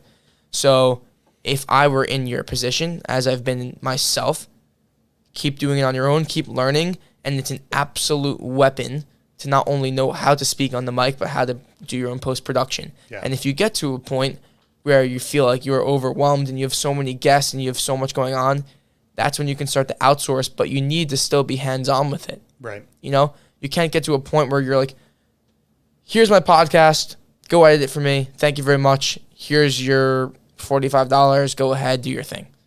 It doesn't work that way. Right. Because if you don't understand what needs to be put out, how is the contractor going to understand? How is your employee going to understand? They need to share that same vision with you. And that's when I hire people now to do different types of editing tasks, we need to see eye to eye about everything that's going on. We need as many revisions as possible. We need to make sure the perfect piece of content goes out, but also put out enough content to have data points and see what works the best. What's in the future for Phenom? What are you thinking is going to happen over like the next 6 to 12 months? We're really honing into the agency side of things, working with more and more teams. So within our high school, our goal is to work with all 30 varsity teams. We always say from badminton and bowling all the way to football. And we want to give an equal opportunity for every boys and girls team to have the same media package. And we're really on a good pace with that right now. And we're starting to reach out to more and more schools to get that same media experience for as many teams as possible and land and expand, start locally, expand, and even have some teams down here in Texas have that same experience, and also have these club teams to help them as well, because their brand is extremely, extremely important in terms of growing. And with the varsity teams, they're kind of doing it for fun, and, it's a good look for the school to have that competitively, but they're not recruiting anyone. When it comes to these club teams, it's like college teams. They're recruiting kids all the time. They need to look the best on social media. What happens off the field is arguably more important to some people that goes on the field. Even when you look at different guests, I'm sure, you see what they post and you have a 5-second opinion about who they are. It's the same thing with some of these parents. They're looking for a new kid for their new team for their kid. They're scrolling through Instagram. They see what the content they're putting out. Oh, this team looks super good. We should go give them a shot, So that's more the marketing side behind it. And that's another huge priority of mine.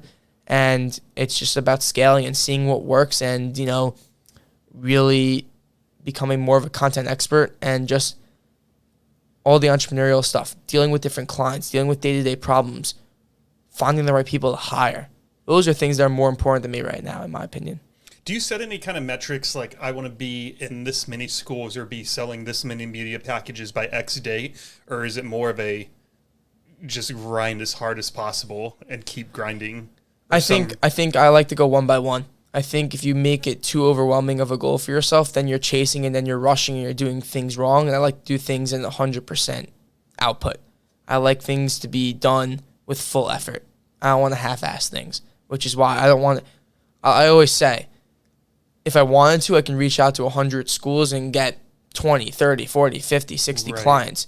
But it's not worth it because I don't have the manpower right now in the team to do that.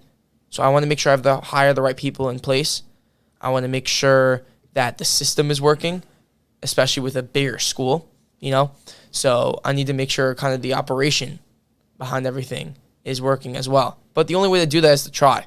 And it's not going to just happen naturally, So I'm going to have to take a step forward and scale to another school, as you asked way earlier on in this conversation. And that's the next step. How can we get out of just one school and do another school?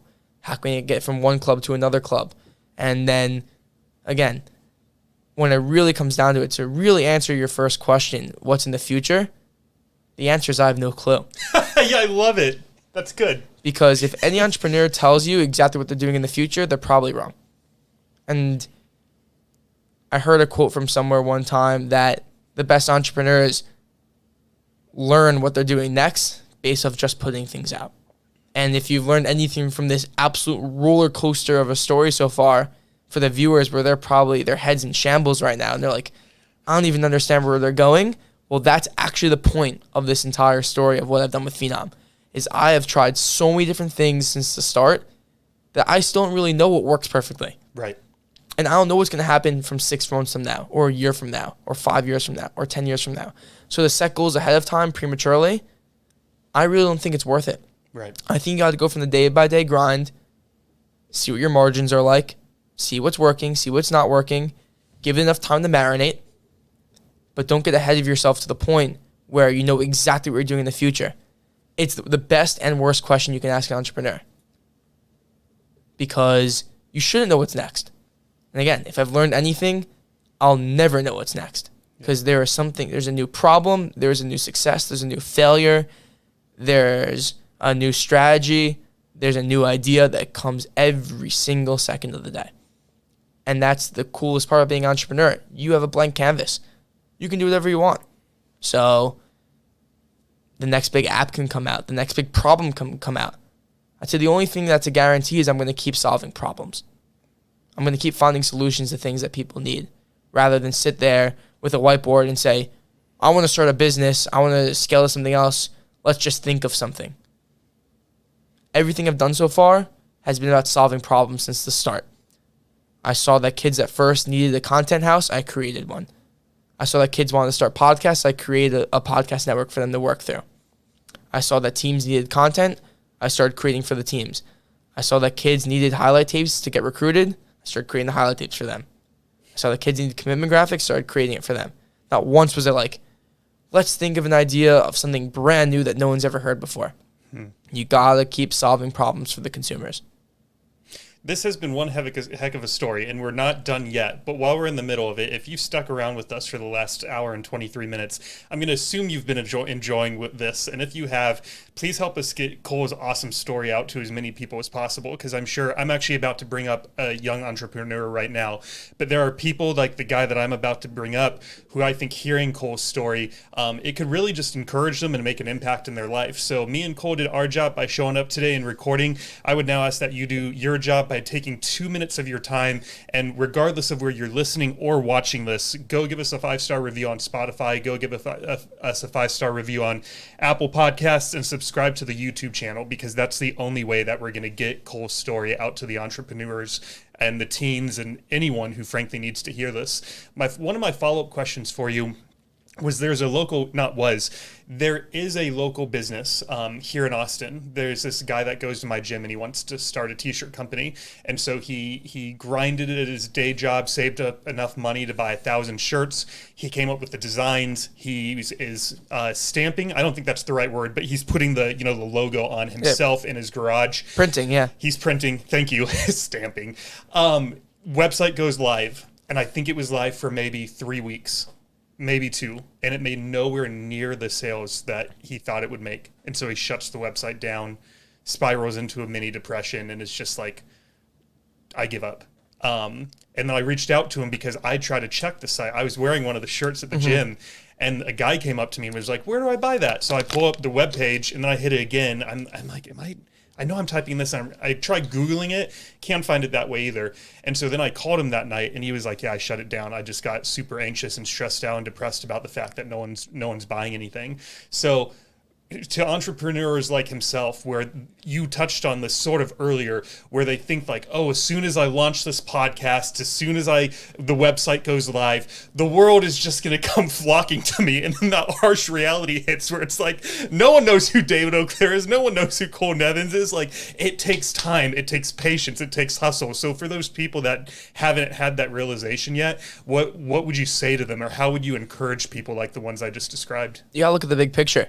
I've been doing this for 11 years now. Yeah. And it's went from literally a sports blog that I wrote in my iTouch to creating content for varsity and club sports teams and different athletes and brands and being a content expert. Did I plan for that 11 years ago? Absolutely not. Part of it is trying, pivoting, experimenting. It's the only way you're going to learn what works, because things are going to fail. Some people hit the jackpot right away, but it's such a small percentage. And even if you think they did, they probably didn't at first. Right. And the problem with society right now, especially with entrepreneurs, is a lot of them don't talk about their failures enough. I think that needs to be more normalized. Right. Especially like I go on LinkedIn all the time and I scroll through and all I see is, I got this job, I got this internship, I got this right, I sold this many t-shirts, I made this many sales, I generated this much revenue. How about we put out a product and it sucked and nothing came of it? I got 0 views on my video. I got 5 likes. I didn't get, I got rejected from 100 jobs. I think talking about those failures are so important, because it happens to everyone. Mm-hmm. But people shy away from it because they're so scared to, I think sharing your failures and learning from them is the only way you're going to learn. I think cutting the cord on it and just saying, oh, it doesn't work, oh well. Unless you have something else that's really going for you. So in the case of my balance between 2 sides of the company, right, at least I had something that was doing better than the other, so I was able to kind of pivot and prioritize that instead. But it wasn't a point where I'm like, I'm not making any money from the media side of this, I'm just going to stop doing it. You got to keep pushing, got to find different solutions. It's the only way you're going to learn what works. So in the case of your buddy who started the t-shirt company, get that website back up. Get going again. Why stop now? It's difficult. It's not supposed to be easy, because if it was easy, everyone would do it. Everyone would run their own business. Everyone would be raking in millions of dollars in sales and seeing the green on Shopify. You're going to see a lot of red to start. Right. And it's a huge challenge, and that's why your buddy saved up for it. You gotta be ready for it. And you gotta embrace the failure. You gotta look at it, give a bit of a smirk, shrug the shoulders a bit, and say, all right, let's keep going. Yeah. Let's do some more research. Let's see what went wrong. Let's talk to consumers. Why do you not like it? And start taking notes on that. It's the only way you're gonna learn. Otherwise, everyone would just start one and go from there. And it's just not how it works. You gotta get your feet dirty. You gotta get gritty a bit. I love that. The thing that's cool too about the shirts is that most people see the front and they think it's pretty cool, and then I turn around and when they see the graphic on the back, they're like, "Oh, holy shit! Like, that's a really cool T-shirt." So, yeah, man, I really hope that him and any entrepreneurs that are doubting themselves at this moment keep going. Is the company profitable right now? Yes, it is making money. Mm-hmm. Why'd you want to go to school?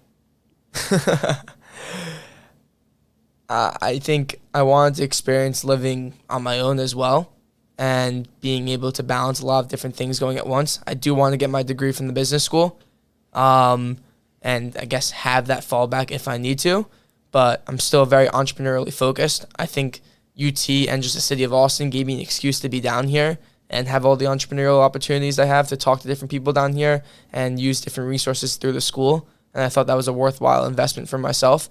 But yeah, the business is profitable, but there's obviously ways that we can build up more expenses as well as we go on to scale. Yeah. It's not going to be this perfect ship going forward. So while the business is doing really well right now, there's always ways to make it better. In no way am I content or satisfied with what's going on. You went last Wednesday to the Longhorn Business Networking event, correct? Yeah. All right, cool. And you had a midterm that day. I did have one. Still showed up and networked for 2 hours. Was it worth your time? Absolutely. For business owners, why would you say networking is an important aspect of the business, going to events like that? I love networking because you never know who you're going to meet. And it's the exact reason why I took this interview. I could have been like, whatever, just talking about myself. It's not worth it. Who even is this guy? Right. And honestly, I'm sure some people that you've reached out to, because it seems like you really hustle and reach out to a lot of people, probably did the same thing. We're like, whatever. Like, I don't need to do that. This guy's like not like, doesn't have 1 million followers. Doesn't matter. But who knows? You could have known this person who could have given me this contact, or you could have had content ideas for me, or like, you never know who you're going to meet. And I went to this thing and met some awesome people that wouldn't have even known that we're going to be there. And one thing always leads to the next. So if you can get like-minded entrepreneurs in the same room, it's absolutely worth my time. Yeah. It's absolutely worth my time. And as I always say, the grades are the grades. As long as I'm focusing in class and absorbing the information, whatever, you do well on the test, great. If not, whatever. But I'm not really going to get a 4.0 GPA. I'm going to sit there and learn and take business principles like it was an accounting midterm. I care more about understanding how accounting works than acing it and getting 100 on the test. And my mentality is I should just be focusing more in class and practicing than cramming the night before and getting this perfect grade. And I still do very well in school, and I study, get my homework in on time, but I see the value of the education more than the grades. I'm not grade centric. I'm education centric. Have you, being that we were in COVID and the business has just evolved so much, was this sort of your first networking event where you were also representing your own company? No, I went to a few last year. I went to a few in high school as well. Like, but I also love being the student there. Yeah. It's one of my favorite things because you're in a bit of an uncomfortable situation. You're in a room. It's a Texas X's event, which means that every single person there was alumni. But it gives me a chance to go on the stage and be the young kid there and meet different people and show them I'm the real deal. You know, and I'll say that confidently. I want people to know that I'm not just running a side hobby. You know, people are like, oh, like, how's your side hustle going? I'm like, it's not a side hustle. It's my business. Right. It's what I want to grow. It's what I want to do. It's like, they're like, is this really what you want to do? And I say, I want to keep running a company. I have no clue if this, what I'm doing right now is what I'm going to be doing in a year from now or 2 years from now or 5 or 10 or 15. But I want to keep running my company. I want to keep scaling. I want to keep finding out different things I need to do. So being there, seeing successful people, meeting successful people, seeing what connections I can make, building my local Austin and UT network, it's incredibly valuable. Yeah. It's exactly why I went and made the time out of my day to do that. I'm going to one next week, and I'm so excited, man, because it's the second one I've gone to since starting the podcast, and I'm not going for my day job. I'm going simply just to talk about the podcast and see who else is there, and I've never been to this particular event before, so I just know I'm stoked for it.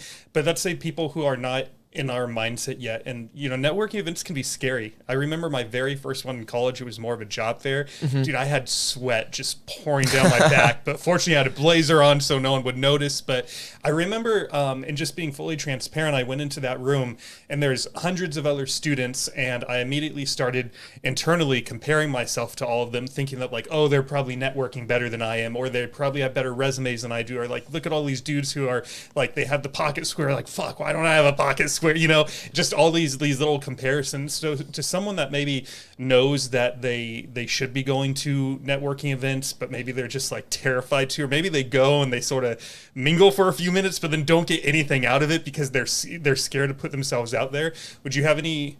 There's one part of me where I want to ask if you have any advice for them, but there's another part of me that thinks like, you seem like you're so hungry for what you're doing. Nerves don't even have a factor. Like they're not even you don't have time to worry about that almost. You got to put yourself in uncomfortable situations. As I said before, you got to go for, everyone goes for a first time, you know, you gotta, you know, bite the bullet and go and start and have a bad experience. You have to go and have sweat dripping down. My first ever radio show, I was shaking and sweating the entire time until I started to get more comfortable and got in my groove. And then by the end of it, I had my feet kicked up on the desk and I was talking into the microphone. It's how it works. You have to start somewhere. It literally, that same concept goes for everything when it comes to business. Whether you're applying for a job or creating your own business or doing whatever, you gotta have uncomfortable experiences. You gotta have bad experiences, negative experiences. You know, excuse my language, but you gotta fuck up. Right. It's gotta happen. So I've been to networking events before where I've just walked in circles and just met people that really had nothing to do with me, but whatever. It's fine. Like, you learn from that to approach the right people or to do research before and know exactly who's going to be there and know what they look like and know exactly where they're going to be and know something about them and know how to approach them. These are all different skills you learn about networking. You know, you see someone and it's not just, hey, I'm Cole Nevins, I run Phenom, how are you? It's, I saw a guy the other day and I knew exactly what to say to him that was creative. And he's like, oh, like, wow, this guy really knows his stuff. And it was nothing about me. It was nothing about him. It was just something about his industry. And there's different ways to introduce the conversation with people and kickstart and get the fire going, you know? Yeah. And it's just social settings in the end. I mean, even like, you know, walking around a party sometimes is similar to a networking event. Literally. Like, yeah, some of the same skills apply of how to approach people. A funny story for you that just happened last night. I had a heck of a day yesterday. It was a good day, but it was just busy from one event to the other. Helped a friend move somewhere in there, which moving is physically taxing. Like, you know this. And then went to a event related to the podcast. And then there's one more event that I was invited to. And I show up at 11:30 at night. And I thought it's 7 minutes away from the venue I was just leaving. I'll go over real quick, say hi to the person that invited me, do some mingling and leave. I show up to like the 5th stop of the day, and I walk in, saw the host, talked to him for 3 minutes or so. He had to run off to talk to someone else. Dude, I turned around and left. It's like, fuck this. I'm so tired and burnt out. Yeah. But, when it comes to networking events, one thing I think of is I don't think anyone shows up at the gym on day one and thinks like, oh, I'm going to bench 225 today, or I'm going to squat 225 today. And I feel like it's just the same. We've sort of been talking about this for an hour and a half now. With networking events, with business, with all of it, we have these high expectations that, oh, networking event number one, I'm just going to crush it. No, you're not. Maybe you will. Maybe you're that outlier who just goes in and does talks to everyone great and gets a bunch of leads or whatever it is that you're chasing. But if it doesn't, try not to mentally flog yourself for that either. No, you can't beat yourself up about it. Right. You gotta sit down, reflect, bring out the notebook, write down what you learned that day, and move forward and give it another shot. I mean, why give up after the first try? Go back a second time and find someone who's standing alone in the corner and just be like, hey, are you new here? Is it your first time? Is it your first networking event? And maybe he'll be like, wow, I'm pretty comfortable around this guy. Yeah, it is my first networking event. What do you do? Build something from there. And then someone sees two people talking and then they walk over there. Yeah. It's how these things work. It's just how you carry yourself. I walked in that room like I ran a $100 million company, which it's nowhere near that right now. But why not? Right. Why not? Because maybe I did. Maybe I was just this 19-year-old prodigy running some billion-dollar company. I don't know. It's possible, but they could know. Maybe my business was completely in the negatives, but it didn't matter. I walked in with the confidence like that to get things done. Again, I know you said you're not a huge sports fan, but Deion Sanders, Coach Prime, who's running the Colorado Buffaloes football team right now, preaches that all the time. Their team got smacked by 40 points last week. He gets on stage for the press conference. He's like, we'll be all right. We're going to come through. We get punched in the face like this, but I still believe in our team. And, we got a bunch of dogs here and, we have full confidence in these guys, and stuff like that's so, so important. I noticed that between your social media and your LinkedIn, you're involved in a few different groups.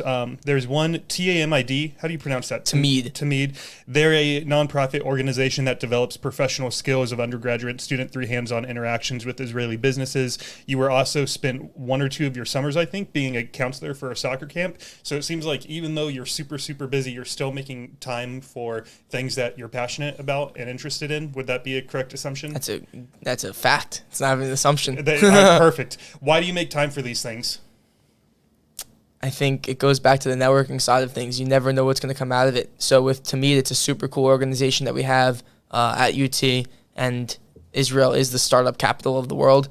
There are some unbelievable tech businesses coming out of there, and it offers an opportunity for students in the States across the country, because almost every single school has their own organization now that works with different startups from around Israel.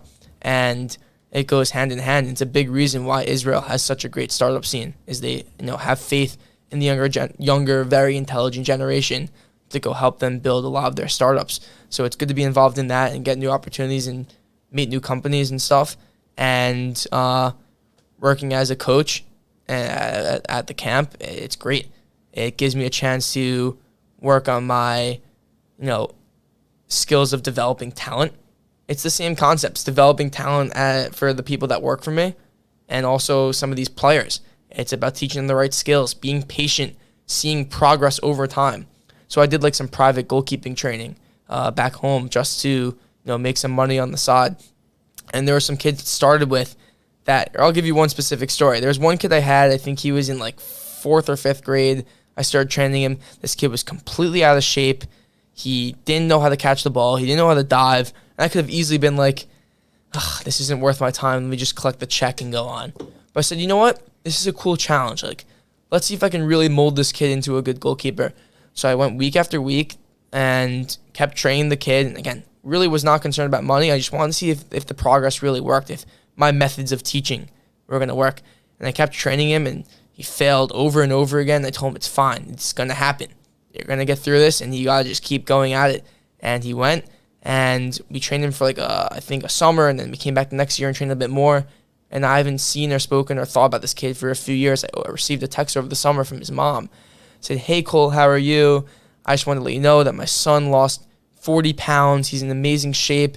He's training every single day. He made a new team, and he just wanted to let me know that you really inspired him to get to the next level and keep training. And seeing that text like made my entire summer. I was like, oh my God, like I can't believe I left such an impact on that kid that's worth $1 million to me. Yeah. You know? And it's just another lesson to know that if you really put your mind to it and you train someone enough through all the failures and trials and tribulations, you can get someone to the next level like that. And that was a super, super cool experience of mine. You mentioned that in Israel, I'm going to mispronounce how you said it, but essentially they trust their ability to pass the baton on to the younger generation to start up companies and whatnot.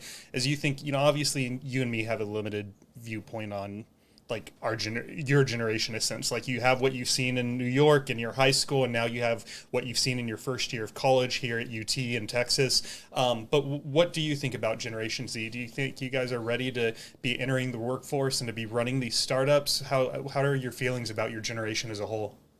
I think from an entrepreneurial perspective, I think there's more of a drive since starting a business, especially a digital one, is so accessible now.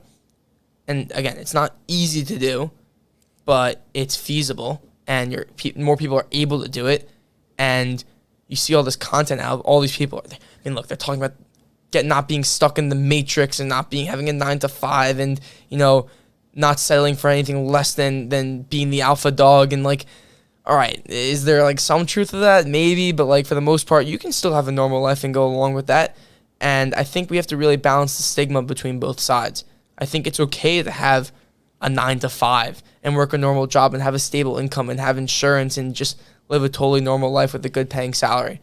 But it's also super cool to follow your dreams and see how far it can take you.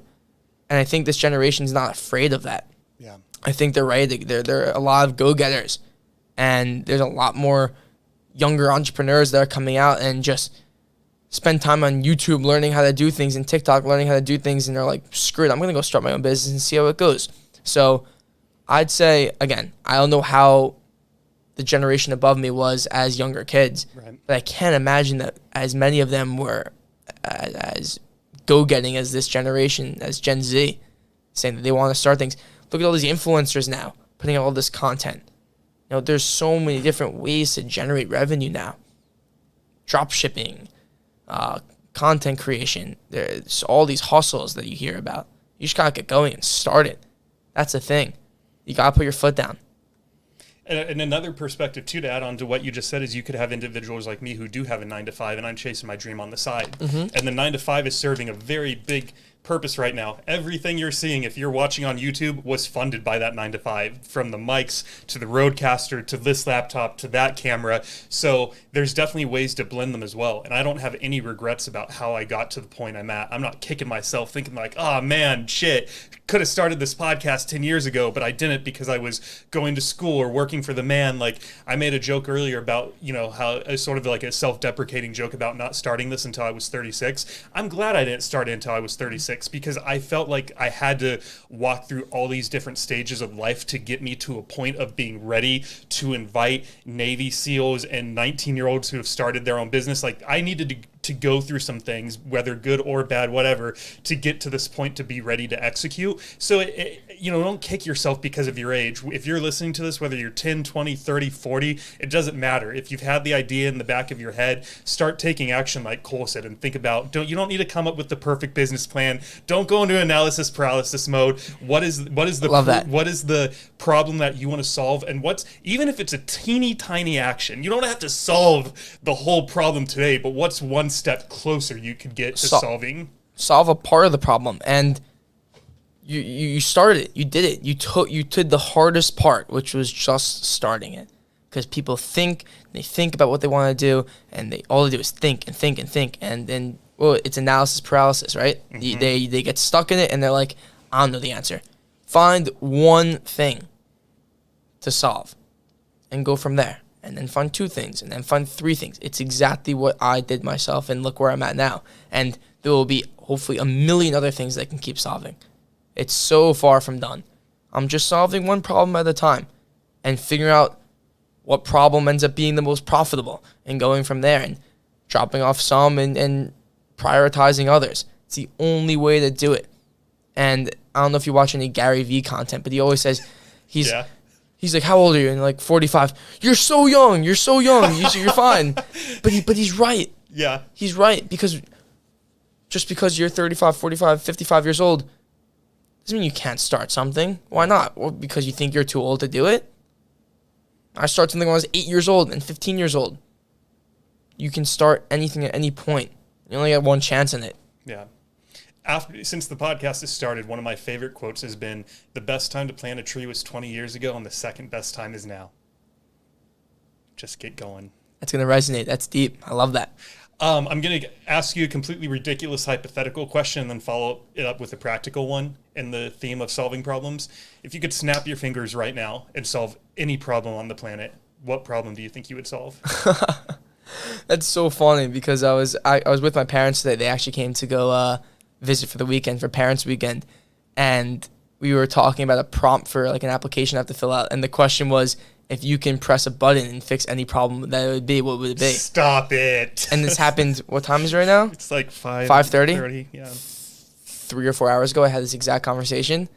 And the answer, I actually don't have my answer yet. Okay. I really don't, but I'll let you know on the side Shoot me a text. what my answer is, but I have to think about it. That is so funny that you just brought that question up.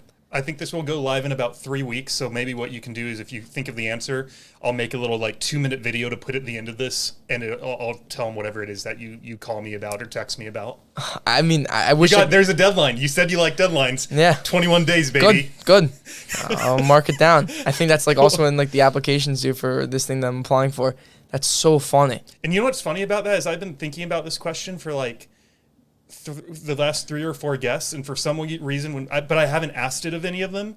And today it just felt right because we've been talking about it. Like, so that, what a weird simulation moment. Yeah, I mean, we literally just talking about this earlier, and I we did not pre-plan this. We did not have a phone call. We've exchanged 20, 30 messages, and none of them were even about what questions I was going to ask you. That's insane. Yeah. It always works like that. Yeah. They're always listening. Before I move away from Phenom and whatnot, I just mispronounced that. Phenom, sorry. It's all good. Anything else under that umbrella that we should talk about, that we should cover? Again, I think if I just want to summarize everything that we've talked about today, it's supposed to be a roller coaster. It's supposed to be messy. Because I'm thinking in my head right now, not regretting what I've said in the past hour and 49 minutes, but I'm like, oh, I could have explained that better. But the whole point is that there were so many different things going on, and that's how a business should be. It shouldn't just be this straight line that goes forward of you have everything pre-planned. You're going from point A to B to C to D. You're going up and down and have the highest of highs when you think everything's going perfectly, and then immediately you run to a huge problem. Every single day brings a new challenge, and that's the coolest part of the grind, in my opinion. And you don't know what to expect, and you shouldn't know what to expect. And that's the only way you're going to grow. And the absolute mess of what's happened is a beautiful mess. Yeah. It's an absolutely beautiful mess, and it's probably nothing compared to what's going to happen in the next month, 6 months, year, as I've said probably twice already on this show. You know, that's the coolest part of everything with Phenom, is that it doesn't matter if you really even understood what I said in the past 2 hours. Right. The whole point is that so much has happened and so much has evolved and so much has been let go and so much has been elevated that it all just culminated in the experience. You literally couldn't have planned this trajectory. It would have been impossible. But no one should. Absolutely no one should. Like, again, go back to your buddy that started the t-shirt business. Why does it have to be the end of it? Right. Why can't that be the success story of coming back from being in the negatives? Well, and what I told him too was, like, you bought 1,000 t-shirts and you sold 5. Are you really just going to keep those 995 t-shirts collecting dust in your garage? At least fucking sell through those. Like, if you do nothing else, get through that first run through, baby, and just like see where it goes, because I bet you by the time you sell those 995 shirts, you're going to be in such a different place. Like, you won't even be thinking about this moment by the time you get to that moment. Look, if it's not feasible, that's one thing. Like, if running a side hustle on top of what you're doing is just doesn't make any economical sense, that's one thing. You know, I'm very lucky because I'm at a point where if everything goes to shit, I can fall back on having a business degree and having other skills. But if you're just kind of running something on your own, again, I don't have enough experience as being an older adult and understanding, how to pay for your bills and everything at the same time. I'm blessed that I'm able to have the support of my parents as well as my business supporting them as well, going hand in hand. But it has to be feasible, has to be possible. You need to have some sort of a fallback as well. That's the reality. It's not just, again, this perfect sledding where everything's going to go well when you start a business. Right. Almost all of them fail. The majority of them fail. So you need to have that backup plan as well. So I don't completely fault your buddy for, I wouldn't call it quitting, but saying like maybe this isn't feasible. I think his mentality is a bit wrong. But, if it's not something that makes logical sense, you can't completely push your limits, because then you can put yourself in an even deeper hole. Yeah. And to my buddy, when you do listen to this episode, if I did use the term quit, I apologize. I believe in you 100%. Like I said, I still wear your shirts every day. I talk about them as much as I can, and I believe in you, dude. So we're going to get this thing up and running, and I know you got a tenacity and a fire within you. We just need to get those embers burning a little bit brighter. With that being said, first off, I want to say thank you so much for being here, Cole. You did an awesome job. You said maybe I didn't explain things well or whatnot. I think everyone wonders. I think I heard Oprah say it once, like, it doesn't matter if it's like royalty or politicians, like everyone always wonders at the end of an interview, how did I do? You did great. So first off, thank you. You did wonderful.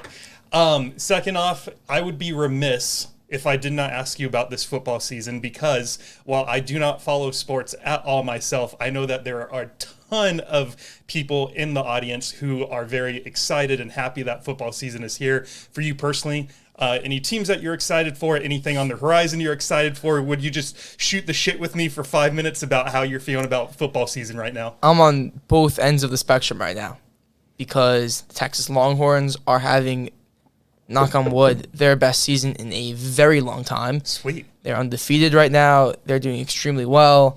There's a huge game next week in Dallas against our biggest rival, Oklahoma. So that should be a really fun one that I'll be at. We beat Alabama this year, which was probably the biggest win in a very long time for the program. So things finally seem to be heading in the right direction for the Texas Longhorns.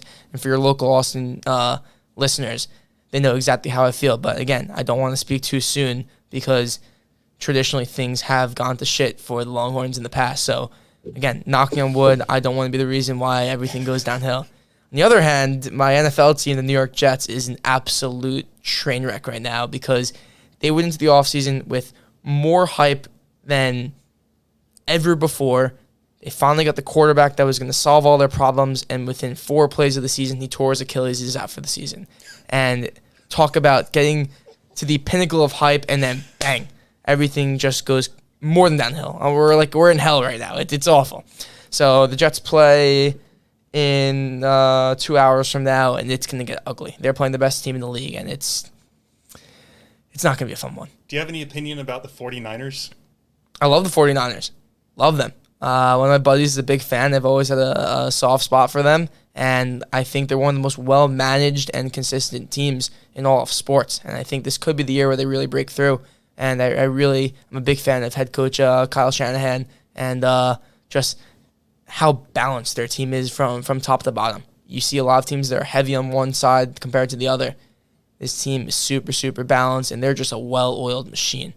Is there any team that can, like I said, I'm coming from a completely ignorant, I don't follow it at all. Is there any team that's just like consistently crushing it, or does it change every single year where a new team's sort of on top? If you have the right organization and management in place, and now we're going to talk about the business side of sports, there's ways to sustain success for decades upon decades. I mean, the first thing that comes to mind is the New York Yankees, who I actually don't root for. I root for the crosstown rival, the New York Mets, who are just an absolute train wreck year after year due to the management side of things. But the Yankees have just built this identity that even non-sports fans could probably identify as well. They're just this strong, tough, professional brand that has just sustained success year after year after year. This is like their first bad season in forever this year. And they'll probably find a way to sit down and figure out how to turn the ship around. They never get down to a level that's unwatchable. They're always the pinnacle and the ultimate example of how to run an organization. So I think they're a classic example of a team that has just done things right for over 100 years now. Now that you're in Texas, are there any particular teams that you want to see locally? I know you mentioned the Longhorns already, but any teams in like Dallas or even like we have the local hockey team here, the Texas Stars, the affiliate to the Dallas Stars. Mm-hmm. You have any plans to go see them once they kick things off on October 13th? Are they play in Austin? Yeah, up in Cedar Park. Is that where the Austin Spurs play? The G League team, the minor league basketball team? I'm not sure. Maybe. I want to go to San Antonio to go watch the Spurs play. Okay. They just got a generational, once-in-a-lifetime prospect to their team, and it's not a far drive. It's like 90 minutes from here. And it's worth it. I've gone to San Antonio for a few day trips, especially if you're coming back at night. Like when I drove back at midnight, I may have been speeding a little bit, but like empty freeways, you turn on a podcast or some music, you're home in no time at all. So Cool. much fun. Yeah, I'm definitely going to try to get out there to watch. I'd love to see Jerry's World in Dallas to watch the Cowboys play one time. I was actually going to maybe go see the Jets play them, but our season went to shit pretty early on in that first game, so I actually did not decide to go, and we got killed, so it was probably a good decision in hindsight. But, yeah, I mean, I think the Spurs and the Cowboys are the top of my list, and see where it takes me, see how long I stay down here in the South and how many experiences I can have. Do you guys have a Buc-ee's in New York? You think they have room for that? But that's a good point. So you know what it is, though. My first experience in Buc-ee's, I will never forget. Tell us. We were taking like a road trip on a bus down from there to Dallas and back. We're coming back from Dallas to Austin, and I walk in the Buc-ee's, and I just literally stood there and just looked around the room, and I said, I can't do this. I was so overwhelmed. The thing that overwhelmed Cole Nevins was Buc-ee's. It's like my it's my kryptonite. It's literally my kryptonite. I walked in and I said, I can't do this. I just walked out. I couldn't do it. There was just way too much going on. Way too much going on. Like I get mad when different people are talking at the same time or like two different songs are playing. If you've been to Buc-ee's before, if anyone listening, oh my god, it's a madhouse. I don't know if I can walk in there again. I think I actually might go next week because we're going to Dallas next week, and I'll have to stop on the way. But oh my god, there was just so much going on. There was just so many sounds. There's so many different things I know to get. All I kept thinking in my head the whole time was, how do they prevent people from like walking out and stealing everything in here? It just looked. I mean, it looked like no one was even paying for half this. It was like I couldn't do it. My mind was in like 1,000 pieces. I'm just like literally picking up a pre-made sandwich and walking out of here, and that's all I did. Did you at least get like one of the ones from the barbecue counter? Yeah, I didn't even order it. It was just like you picked it up in the tin foil, and I just checked it out. And I'm like, I'm getting the hell out of here. Like I can't do this anymore. This is like, it was just so overwhelming. I couldn't do it. I just go to a deli back at home and I order, and that's it. This is so funny to me that for anyone like, because I know we have some West Coast listeners, Buc-ee's is I don't want to say it's just a gas station because that would be like an insult to them. Doing a disservice if that's the case. When I showed up, it was coming from San Antonio, and it was probably at 12:30 in the morning, so it wasn't too busy, but even for 12:30, it was still very, very busy. And they sell everything from Halloween decorations, because that's coming up, to clothing, to cookie dough. They have a wall of beef jerky. Don't even get me started. I'm giving Cole anxiety. He has more anxiety right now for those who are listening on Spotify and Apple Podcasts. I can see it in his face. So we're gonna change this back to football. Something he can enjoy talking about. Barely at this point. I'm glad that wasn't my opening question. Have you been to, but this would have been a whole other podcast. Oh my god, we've gone on and on and on about Buc-ee's. Cool. We live a pretty simple life back at home. We live off of pizzerias, delis, and bagel places, and that's it. 3 main foods of life. Yeah. Pizza, bagels, and deli sandwiches. One of my buddies is dating someone right now who did not grow up here. I forget what country she's from, but he took her to a Buc-ee's. And he was telling me he was so excited to bring her, because she had never seen something like this before. And she just didn't get it. Like, because again, wherever it was she moved from, I'm kicking myself, I can't remember. But she just didn't understand why someone would be so excited for this. She's like, I definitely get it. It's just not for me. Yeah. I can't do it. It's gotta be a bit of an easier decision when I walk in. I gotta know exactly what I'm expecting. Yeah. Maybe you know what? This actually goes full circle to the conversation from before. It took one really shitty experience for maybe me to have a better time next time I go to Buc-ee's. Because I went through it. I was like, oh my god, this is terrible. I'm traumatized from it.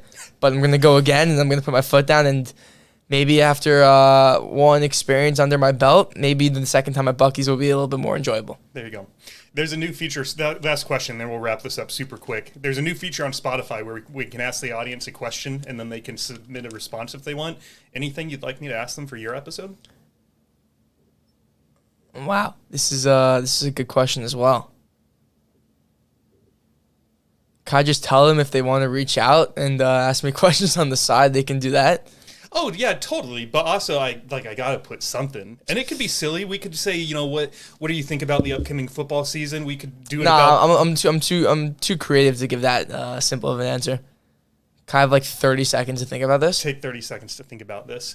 While he's thinking, I will just remind everyone, if you stuck with us for 2 hours and 2 minutes, I really am assuming you must have liked the conversation. So please give us that rating. It costs 0 cents. I just need 2 minutes of your time so that we can get this very fun and interesting conversation to the right people that need to hear it, to all the entrepreneurs out there. I even hope this reaches some like 8, 9, 10-year-olds, because we know all of them got these devices. And so these kids, like, they're listening to podcasts, I would imagine. I can ask you want me to ask a question to the audience, or for them to ask to me? You get to ask them something. Okay. My question to them is to really talk about what their biggest failure was that really resonated with them, and that looking back brought them to the next level. I think failure was definitely a big theme of this conversation, and just the unexpectedness of everything that happens when just doing everything in life. Everything's unpredictable. So what's a moment, a negative moment that you really learned a big lesson that has resonated you the most up to this point? The first thing that comes to your mind that if you were to write a story about your life would be one of the main topics of it. I like that. That is what we'll do, and I hope a few of you answer. Cole, this was awesome. My man. Thank you so much for being here. Everyone, thank you so much for chiming in to David's Saturday Night Sit Back. Have an awesome week. Stay healthy, stay happy, and we will see you next Saturday night. Bye, everybody.